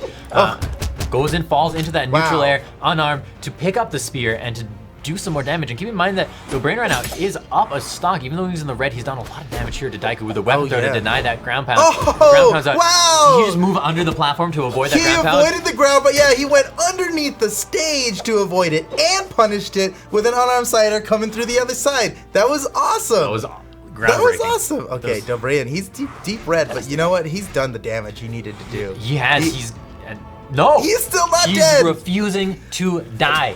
And there's the neutral air comes out into the spear, to the down air, knocks Daiku down. Oh, another down air, but didn't hit. But the neutral air pushes him away, and we have again, Daiku really looking for the setup. There's the down sig, the charge down sig, and Daiku falls into it. Oh my goodness, Daiku must have thought I can get in just right here and maybe punish him. And it was just a little misspaced. Dobrain was able to get the kill with a crazy that was insane. That was insane. Who does that? He just charged it up. He hoped for the best, man, and it worked. Maybe he knew something we don't know. Oh, look at this. Daiku left. King's Pass. He left it up again. Yeah. He is daring. Oh, and Dobrain took it. He knew what Daiku was doing. He knew, and he just took him up on his challenge. I mean, they are team members. Yeah. Dobrain obviously would know exactly what stages Daiku liked. After playing in twos together all this time, they definitely know. So Dobrain's here just kind of taking him on his, calling his bluff, right? Like, yeah, I know you want to be here. I'll take you here. I don't care. But you know what? That's some confidence coming from Dobrain. It's working out real well for Daiku, who has the lead right now and has been able to do a lot of damage. We're seeing a bit of a turnaround right now as Dobrain, with that spear, using those aerial hitboxes, using those side lights, is able to get in there and able to do some good damage. The sides are coming out from Daiku, though. We're going to get hit by the weapons from Dobrain, but Dobrain doesn't have a weapon, gets knocked out with that side air, will recover, has a dodge, dodges through the down air, gets hit by the recovery, and there's a neutral air coming out, but he was not there. Grab cancel, neutral sig, going to get punished with that down air from Dobrain. Dobrain now on that side, moving in, the dodge through, the falling side air out from Daiku, falling in the down air, and that's KO. All right, Daiku already up. He's only in the orange. He's got time to build up a damage lead here. Let's see what Dobrain's got an answer for. I mean, he's already dealing some damage. Daiku's looking good right now. But there we saw Dobrain fall in with a neutral air, unarmed. But the SIGs coming out right now from Daiku are all landing. We do see a push out into the shenanigans, into this channel in the center. Oh, he's chasing him! He's chasing him. He on wall touch with a dodge into the slider, and he knocks out Daiku's weapon and has the weapon throw down. Another weapon throw. Daiku is keep getting the wall touch here, so he's safe. He's got those jumps, and there's the down line. Good move. The direction, the turnaround. Oh my goodness. Yeah. Active input forward on that downlight, pushing him out for the kill. Well done. Yeah, and he caught him at the perfect range too. I mean, that was awesome. All right, well, Dobrain, he's in the orange now. Daiku's got the lead he wants. Let's see if he can translate this into a kill quickly enough so he doesn't lose his lead. Doing good so far. The neutral's coming out. Dobrain a little bit behind here in the red. Daiku on a very, very fresh, very clean, straight out of the laundry stock at the moment. Has not taken any damage. But there we go. We see Dobrain moving back, connecting some of these sight strings, trying to get in there. So I think Dobrain's really great with a wall, right? He, especially with his sight, he's got. The hammer! What a setup again! Wow! So double. Daiku with amazing, perfect throws. That was incredible. Oh my goodness! He set up that first hammer throw for so long, and the second one bounced off of 2 different walls to get down to him. He knew it was gonna do that. This guy's a pro. That was beautifully executed. And I mean, Daiku right now in such a strong lead, has taken some damage, but in such a strong lead, moving in with that down air, goes in with the recovery, hits Dobrain up with the recovery, Dobrain moving back, gets hit by the falling side air out from Daiku, Daiku above, goes in for the neutral light, but the side light out from into recovery. Dobrain really trying to turn this around, picking up that sight. We're gonna see maybe a down signature, I don't know, but Daiku waiting in the shenanigans. Of the side comes out, there's the down sig, but the down air for the punish from Daiku into another down air, moves above, the dodge came out alright, another down, he gets the recovery. He's done. Yeah. All right, Daiku evens it back up. It's 1-1 now. And that was the challenge, and kind of a scary challenge. That was a scary challenge. Yeah, Dobrain, he banned it out. Yeah, he banned it out. No more of that. on Shipwreck, though. Shipwreck. No walls here for Dobrian. You know he loves the walls with his scythe. He'll turn around combo into that all day long. But here we are, Daiku versus Dobrian. It's 1-1. We're now Shipwreck falls. It's hot out here. Oh, it's hot man. out here. Nice. Yo, get Here some we go. sunscreen because there are going to be some burns in this game. Oh my goodness. No damage yet. There it is. There Daiku it with is. first blood. First blood. Down air out from Daiku into a recovery, into a neutral air, down into another down air, but the sidelight ready from Dobrian to kind of turn that around into the grounded neutral air. But again, Daiku able to move through it into a down air, into another down air, into a neutral air, moving up through their recovery, dodges back through. There's a sidelight. Again, early games like this, the first 30 seconds, it's so hard because both players are evaluating and adapting to the previous game or to how they're playing right now. Yeah, it changes a lot from game to game. That was a great read right there. That side was. sig. That was. Oh, this is it. He might not be able to make it back from this. Oh, nice! Wow! What a down air. That was good. That was good. That was very good. He would surely be dead if he did not down air at that time. That was a good move. You know, Daiku all of a sudden taking a very strong lead, very solid, strong momentum here as well, and has put the pressure onto Dobrian, has Dobrian in the red, but there we go, Dobrian with a beautiful string right there, knocks the damage up. There is another, ooh, man. Dobrian brought it back quick. He was really far out. Dead now, but he got Daiku to red. He should be able to even this up pretty quickly. Let's see what he's gonna do. Just kind of following along him.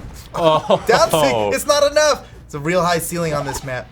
It's very high ceiling on this map, and that's, you know, that plays a lot into why people choose this map when they do. And that's actually a big change because the downstick from Mirage and both the weapons has been kind of a staple of Dobrian's playstyle, but we see it again there. This time it does knock out, and you see that Dobrian had taken very little damage on that stock.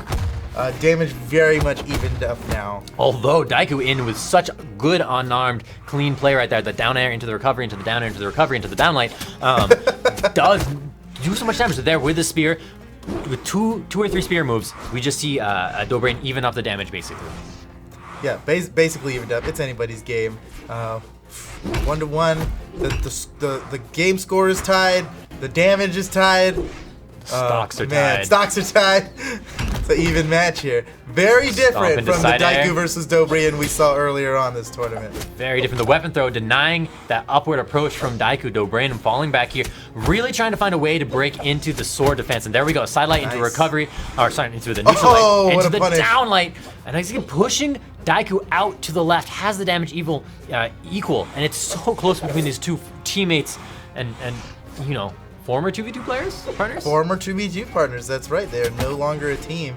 They had a very good run. I think personal differences. I'm not too sure really. Huh. But there's no bad blood. They're still good friends. And No not Taylor, right now though. They are Taylor fighting for Swift some here. serious cash right now. And they're so even. No, that interruption. What? He stopped his side sig with a neutral light. How much? You must. My goodness. The It takes timing on courage that. to just stand there in the and face just- of a bone bar side sig and just neutral light. That's a quick move, right? It's easy to miss. Oh my goodness. My goodness, yeah. And the charge down stick again. Wow. Again, the charge down stick. This is the second time that we've seen Dobrian get in there, just hang out casually, charge the down stick, and use the length of it to connect and confirm the KO. And we are seeing Dobrian really go in there, try and capitalize on his lead here. He's in the right, he's the kill zone, moving back behind that side air as he's coming in here, dodging through, and then forward the stomp. He moves above the stomp, out. There's a side light, really looking to do some damage. Down light, again, patience out from Dobrian here, allowing him to get into the side air there from Daiku, knocking Dobrian down to his final stock. One stock either way for both players. We have Daiku in the yellow with kind of that weapon lead, because right now, you know, Dobrian doesn't have that weapon, and fighting unarmed against Hammer is a scary thing indeed. Yeah. Don't try it. And Dobrian, you know, as you were saying that, Dobrian like ran off and grabbed a weapon. Bring a good spear play. to a hammer fight, folks. You heard it here first. Oh, my god, the weapon throw out from Daiku. Yeah, I don't know, man. This game is too close for me right now. This is, well, Daiku's starting to pull up a lead here. He's got him off the edge. He's got some good damage. This could be it. Oh no. Neutral stick scares. Didn't get punished for it. It's good. That's fine. Sidelight out from Dobrian into that double dodge, into the down sig. Daiku For tries that. to punish with the sidelight. The weapon throw confirms the KO. Wow, nice throw. It skid across the floor as it fell off that platform. That was perfect. Sealed the deal. Oh, Look we get to see it again. We get Oh to my see it again. goodness.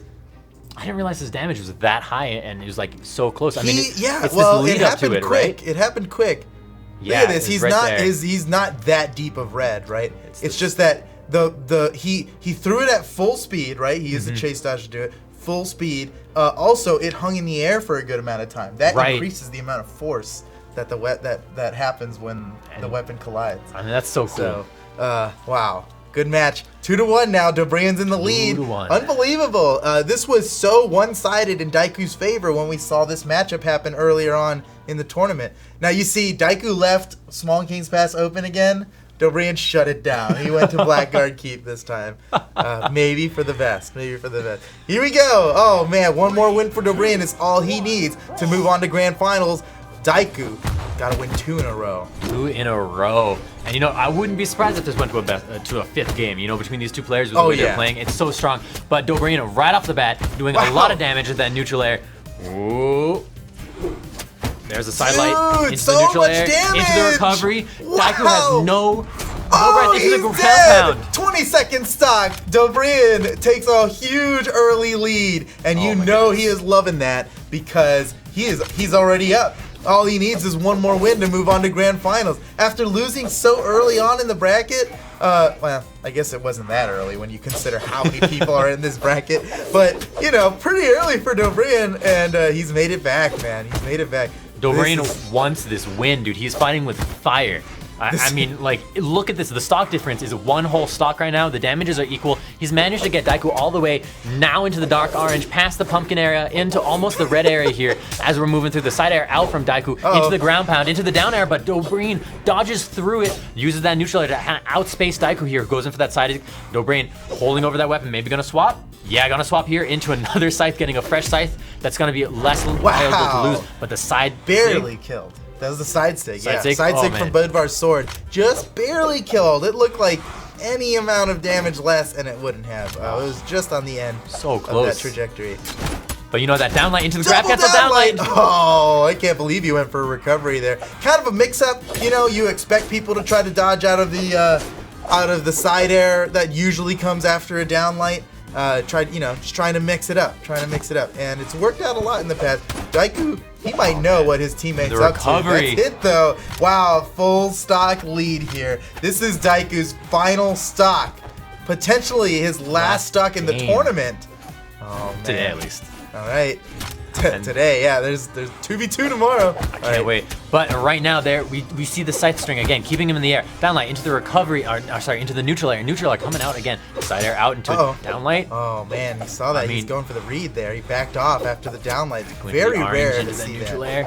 Oh, Daiku though, using the grounded neutral lights of the sword to kind of deny a lot of that scythe potential. But we're seeing Dobreen switch over here to the spear, keeping on the edge. Daiku playing the edge. Give me go. Watch out. One more jump would have been. This might be it. Would have been wall. Dobreen. Oh, he's gonna go back and get a weapon instead of going for the unarmed kill. And he's got that space. He's got the air to do that and survive. Sidelight out. This could be it. This could be it. Dobreen's got a comfortable lead here. Very engagement. comfortable lead. More than a stock ahead. There's the wall slip. He Last dodges above game. into the charge down stick. This one doesn't You saw work. You saw him scoot up to that for the punish. Uh-oh, the recovery. The recovery Oh, he knew it was coming. We saw it coming. Of course Daiku can see it coming, right? Oh, man. He got under him. He got the hammer recovery. That was a great move. Good positioning. Despite This is being gonna in be the tough. red, Yeah. Daiku could come back on this game. He could. Oh my goodness. This is nerve-wracking. Dobreen not even going for that weapon. Maybe just dodging all the way through He's there. trying to make Daiku move where he wants him to move. He's underneath. He wants the finishing blow. And it could happen here. But Daiku again refusing to die. There it is. Oh, The there down it is. signature. Dobreen moves on to Grand Finals. Wow, Daiku made it so far. Third place for Daiku. Can we talk about this like origin story of what just happened? From all the way back, we had Enix versus Enix, Daiku and Dobreen, and then Dobreen gets knocked down to losers bracket. Oh, Yep, we got the replay. We got the replay, We got the sorry. hot replay. I mean, we know what it was. It was a down sig. Man, Dobreen's been getting a lot of killer down with those sigs down sigs for the win. It's been insane. Yeah, it's been working out really great for Oh him. my goodness. Oh wow, what a match! Yeah, so about that storyline you were talking about. Enix, Dobreen, and Enix Daiku battling it out. Daiku taking a definitive win in that first Very game. definitive win. I mean, that was so one-sided. And here it is. Dobrian turned it around. Fights his way back up, and then says, you know what? I want the potential for a first place in this tournament. I'm going to take it from you. So we're here now. We've got up in grand my finals goodness. is going to be what? Dobrian versus Iram. 1v1 grand finals. Brawlhalla Summer Championship. It's going down. This is going to be a crazy match. I don't know if I can handle it. We already see Iram locked in on Asuri. Solid pick, right? He hasn't switched off of Asuri this whole tournament. He hasn't lost yet, so it's working out. Oh my goodness. Oh my goodness. This is awesome. This is awesome. This is awesome. And okay. Let's do it. I mean, as soon as they're ready. Yeah, I am so ready for this. Brawlhalla Summer Championship Grand Finals. Iram versus Dobrian. It's going down right now. Let's see. Let's see what happens. Dobrian gets to ban stages first. He's leaving Iram with. Oh, what happened there? I think he may have miss ban maybe. Yeah, he may have banned the wrong stages there, or maybe who knows? Who knows? Who knows? Well, man, this is gonna be a good match. Dobrian's come back from so much. I mean, I can't tell. That was it was a brutal loss he took against Daiku earlier on in the bracket, and he got the run back and he won it. I mean, that's gotta be a good feeling. So he is riding high off of that right now. He's got his solid win against the person who knocked him down into losers. And he's got to reset this bracket though against Iram, right? So best of 5. Best of 5. Right, but if Dobrian wins, it just resets the bracket. To be another best of 5. That's right. That's right. And that's the advantage of this double elimination system that we use. However, if Iram wins, it's over. It's over. All he needs to do is win one best of 5. Let's this is gonna be cool. Get down to business. It's gonna be cool. Let's do this. Iram versus Dobrian. Brawlhalla Summer Championships Grand Finals. Here we go. Right off the bat, we're seeing Dobrian get that weapon pick. Iram comfortable with it, moving through, using his motion really well, picking up those guitars, going into that down light, into a down air. Gets more damage done onto Dobrian a little earlier on here. There's the side light into the neutral light, into the down light. Again, keeping Dobrian away from the ground. There's a clash right there, pushing them both away from each other into the side air. Iram trying to really build the damage up and doing so very effectively. Another side air out there, going to the down air, goes into the down air right there, into the neutral air. Oh my the down goodness, air, the damage Iram! of the sig. What a monster! Holy cow! Has he been hurt yet? No, he took like one tiny little hit, and he's almost got a kill onto Dobrian. Into the side air, that's the KO. Wow, Iram is on fire right now. Holy moly! Iram wanting it, showing from the get-go, 45 seconds in, that this game is his to take, his for the taking with those guitars. Again, side light into the down light, really setting up, going for maybe a potential half bite, but not really going to happen into the neutral air right there. Dobrian moving back, looking for this opening, looking for this engagement. There we have it, the double down light with the grab cancel with the side air. Another one?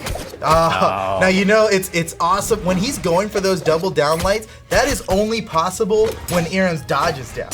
So he's so aware of his attacks and his opponent's dodge cooldown that he knows when it's safe to go for that double.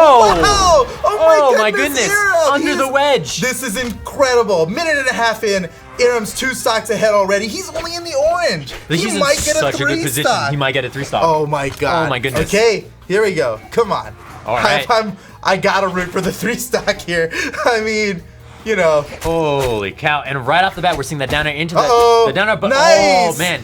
Dobrian really pushing him off to the side edge, doing some good damage, nearly knocks him into the red. But Iram has those guitars, so dangerous. The neutral air coming out into the recovery, but Iram punishes with a down air of his own, moving above, staying out to the side. Whoa, punches through the dancing, but it does not KO. And he jumps over that side air, not gonna get KO'd, saying, no, you know what? That down sig will KO me. Man, Dobrian's getting a lot of mileage out of those down sigs, both spear and guitar. I mean, and sight. They get the same job done essentially. They're both quick, and they both got that kind of wide hitbox, you know? Wide, close to their body. It's really paying off. It's deceptively unpunishable, and it's not unpunishable. Oh my goodness! Oh my god! Did you see? Is he dead? Oh, Aram's still working on the edge guard. He's still working on the edge guard. Oh man, clever. Dobrian made it look like he could still recover the other direction. Yeah. He kept Aram at a 50-50 for so long that it was actually too late by the time you knew where he was going. That was really good recovery by Dobrian. Dobrian has done a really nice job, you got to point out here, countering a lot of Iram's approaches and attacks, and has gotten Iram into the orange. Iram, though, has Dobrian in the red, hits him with that side air, has him on the edge here. Dobrian, there it is. the ground pound. Iram takes the first game. Pretty convincing, too. That was well played. Already in the lead. Oh, man. but Dobrian, quick switch to Nyx there. they matched there for a moment. Wait.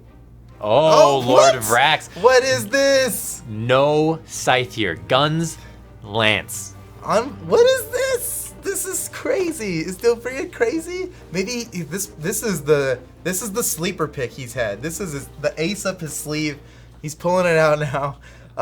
He must have something special to show us about his Vrax if he thinks it's gonna beat Aram's Asuri, which is just so hot this tournament. He is wrecking everybody. Completely. Here we go. Here Let's we go. see. Jumping on Dobrian's in. Vrax. See what he's got versus Aram's Asuri. Dobrian right away picking up that Wow, lance what? and doing a lot of good That damage, was but nice. Iram falling in with that. It was like a downlight into a recovery very early, unarmed. There's a neutral light coming out into the recovery. Down there, there's the horizontality of lance that is so potent all the time. Iram getting a little bit of space here, trying to find a little breathing room, but this lance has been really good at outspacing the guitars at the moment. You're right. Dobrian's doing a really good job. He's kind of zoning him out with these pivot neutral airs. You see, he's jumping up. He is turning around midair as he casts the neutral air. Wow, that would have Really cool dodge. Got him off the edge now. Let's see what he does with this. Switches to guns, throws him away. Doesn't want guns in this. Iram does not want weapons Nice. either, as that side light into recovery does knock Iram way out into outer space on the right side there. Iram now without a weapon, Dobrian really feeling comfortable with his lance, opting for this over those gauntlets, or over the gun completely. And that neutral sig, the way it works is it's so hard to recover through or above it. It covers so many options. And the recovery, can we talk about that grounded recovery? Right there? Now it's To pick phenomenal somebody spacing. up off the ground like that with gun recovery, it's a tight window. It's a tight window. Not only that, it's risky. You can easily be hit that whole time coming down. But he picked up a kill with it. Oh, they got downlight. Side air right there. Iram moving through, really knows he can get this KO. The damage is high enough onto Dobrian that it could happen. Iram with a weapon throw, Nice little weapon charge. throw. Yeah, just another get out of and here. there we go. Let him move. Side Good kick. move. Good move. Iram evens it up. He's not too damaged either. It's anybody's game still. You know what? Gotta say, Dobrian's Vrax doing pretty well. Pretty scary. Dobrian recovering down below, goes in for the downlight, but the down air out from Iram, gonna knock him through. There's the side light, but Dobrian dodges through, goes into the downlight of his own, pushes Iram out to the side. Iram dodging through, and the downlight into side air right now from Dobrian, really outspacing the approaches and the entrances. And the slide neutral sig right there out from Dobrian, really keeping Iram on his edge. Has Iram nearly in the red. Iram with the guitars again, and looking for an engagement. Dodges up, goes in for the down air, does hit, but Dobrian moves through it with a dodge. So Aram's pretty damaged right now. That's probably gonna do it. No, he's still alive. Is Dobrian gonna be able to get the edge guard? He goes for recovery, but it doesn't quite land. Man, Aram, he's trying to figure out what to do here. Nice! Oh, what a read! A triple down air. Holy cow! That was awesome!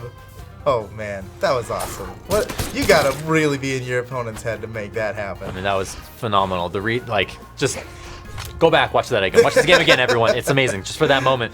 And all the other moments here, as Iram falling in there with that side air, moves around with that side light into that side sig, but gets punished by the down air from the Lord Vrax, from Dobrian's Lord Vrax, as he swaps out. No, gonna stick to the lance. Gonna swap out to the lance. Yeah, lance is his damage builder. Guns is his finisher. That's what it looks like. That's what it looks like. You're completely correct, dude. I love it.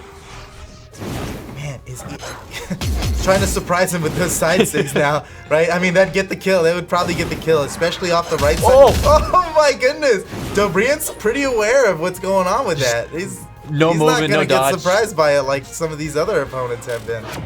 There's that neutral coming out, down air, out into the neutral air. Iram looking to get the KO, maybe off the top of the map here. Does not connect, hit confirm that punish on that ground pound. I don't know what is happening. That was slick. Nah, that was awesome. That's what it was. Nice side sig. A little surprising from Iram. He's in orange. He might be able to turn this into a win. Both players on their final stock here. We are 1-0 right now in favor of Iram. Yeah, Iram, he has been so dominant so far. Double downlight into a neutral air. Again, building up the damage on Dobrain, trying to even up a lot right now. We are seeing a very, very tense match between these players. The neutral light comes out. There's the downlight. Dobrain moving back. Goes for the side stick, gets punched, but the sig He even charged it a little bit. He was ready. on that. Yeah. He was ready. I mean, that's awesome. There's the downlight. Oh, but the side air right there, and the side air out from Dobrain as well. He's nearly tied up this damage. Ira's nearly tied up the damage now. It's basically anybody's game. Uh-oh, wow, he got out of that. That was close. Got out of the recovery. It's a hard thing to do against guns. I mean, that recovery could potentially have KO'd him at this damage. Oh, the side what? He interrupted the side sig. Holy cow! That was close to just killing him instead of going the other way around. I mean, that you got to be like, what, frame perfect for that to work, even a little bit. That was so crazy. Frame perfect and a little bit of the down air is coming through. Ooh, Iram goes on the side air to punish that neutral sig, but it's not enough. The down sig comes out. There's a side light dodge through. Nice! Into the side air, into the weapon throw. It picks up the sword, goes up to the side air, and gets the KO. Iram going to take game number 2. Iram 2-0 right now up against Dobrain. He only needs one more victory in this set to be the Summer Championship champion. The Summer Champion. Oh my god. Okay, no. Wow, Dobrain on Orion. Orion with extra decks too. What is he planning? What is he planning? This is, oh man, we might be seeing a 3-0 from Iram in grand finals versus Dobrain. That's amazing. That's amazing. No one would have guessed this would happen last year. No, not even a little bit, dude. Yeah. This is huge. Right now, very early game. Side air out from Iram, dodges back, goes in for that downlight. Dobrain moves away through it. And again, look at this position here. Side light, downlight into recovery. We have this pressure already coming out, but the falling neutral air out from Dobrain keeps Iram away, and that spacing is so important with Spear. It's so effective. The downlight comes out, but Iram was not there. Iram just went above, uses that down air again, and swapping here for Katars. This is a scary pick right now because Iram's Katars have been so on point. Literally two points, if you will, this entire day so far. But look at that, the down air into the recovery, into what almost could have been another recovery. Dobrain lives through it, recovers out to the bottom platform underneath and around the wedge, picks up that neutral light unarmed, and goes for this lance. And this lance is scary, but that side light out from Iram, ready to go again. Wow, he has got a solid lead right now. Iram's looking good here. The surprise side sig, it worked out once again. Every single time you think you're safe, but that side sig, you're not safe. Here we go. Oh man, nice Iram. Side light into the down light, into the dunk right there, but Iram moving through it, saying, you're not going to dunk me, not today with that neutral sig. And Iram really going in, really trying to engage with those side airs, and has been very effective for him so far. So something Iram's been doing that I've noticed a lot in all his matches is that he is coming at, he's bringing out some extremely creative and unexpected chase dodge directions, or chain dodge directions. Yes. Right? He'll go forward and back, forward and up, back. He's diagonally upward twice in a row. It got him the kill last stock. He's doing some crazy stuff with his chain dodge. I think that is paying off in dividends for Iram. Oh man. Iram falling down the. He dodged the weapon throw. That was a good weapon throw, but Iram got away from it and back to the stage with an unarmed recovery. I mean, this is tense right now because Iram is in the red, is in that kill zone. Without a weapon, really trying to do this unarmed, gonna fall onto that spear as it's thrown. Dobrain now with that lance moves in, but the side air unarmed from Iram knocks him through. There's another side air with that sword above. He's chasing it. There's the recovery. This is big, and the ground pound. Iram up 2 stocks right now. On his first stock still, he has 2 extra stocks over Dobrain's 1 right now. And Dobrain has not managed to get the hit confirm here to make it happen. Has the spear now, goes in for that down stick, which would hit confirm, which would get the KO here. Going in for that neutral air, not enough. The down light into neutral air out from Iram, goes into the side light, gets hit by the down air right there from Dobrain. It's this positioning of these players. It's just, they're over the tax, one pixel over. It's perfect. Oh, that caught him by surprise. Ira now down to 2 stocks, but he's probably okay with it. He's in a good spot right now. He only needs one more victory to win. He's got more than a full stock lead here, and it's looking like things are gonna go the way of Iram unless Dobrian brings out something new, and he might be able to. He just might be able to. Dobrian is certainly capable of a huge comeback. Oh yeah, He's done more than this. When we first saw that Rax, with that lance, he did so much damage. And there we see it again, the horizontality, that side air. It's so powerful, and the neutral is coming out, just spacing Iram out a little bit. Iram with the sword, though, has a little more range than those guitars, and is able to counter this attempt at spacing out that Dobrian is really throwing through. The side air, though, and the down air, Dobrian bounces off in the side air right there, and that's it. That's it. That's game. Iram is the summer champion. He won 3-0 in grand finals of the Brawlhalla Summer Championship versus Dobrian. I don't think anyone saw this coming. Congratulations to Iram, the new summer champion of Europe. The champion of the summer championships.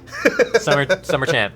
What a phenomenal set right there from both players. And we look through, we go back to that top 8, and I don't think there was a bad game there. Honestly, you could probably go back top 32, and I don't think we saw a bad game. No, in fact, they were all extremely close. In fact, the most one-sided fight in top 8 may have been grand finals. Iram's just like, he took that momentum. He did not stop. That was awesome. That was awesome. Congratulations, Iram, the summer champion of Brawlhalla. Champion. Oh man, what a great tournament. Europe had a good time, right? It was a great tournament, but the action's not over. We're going to be taking a 10-minute break, and when we're going to be back, NA North America Summer Champion. Gonna be laying it on the line for you folks. Laying on the line for some big bucks, for some big dollars, surfing some big waves in our NA 1v1 championship right after this break.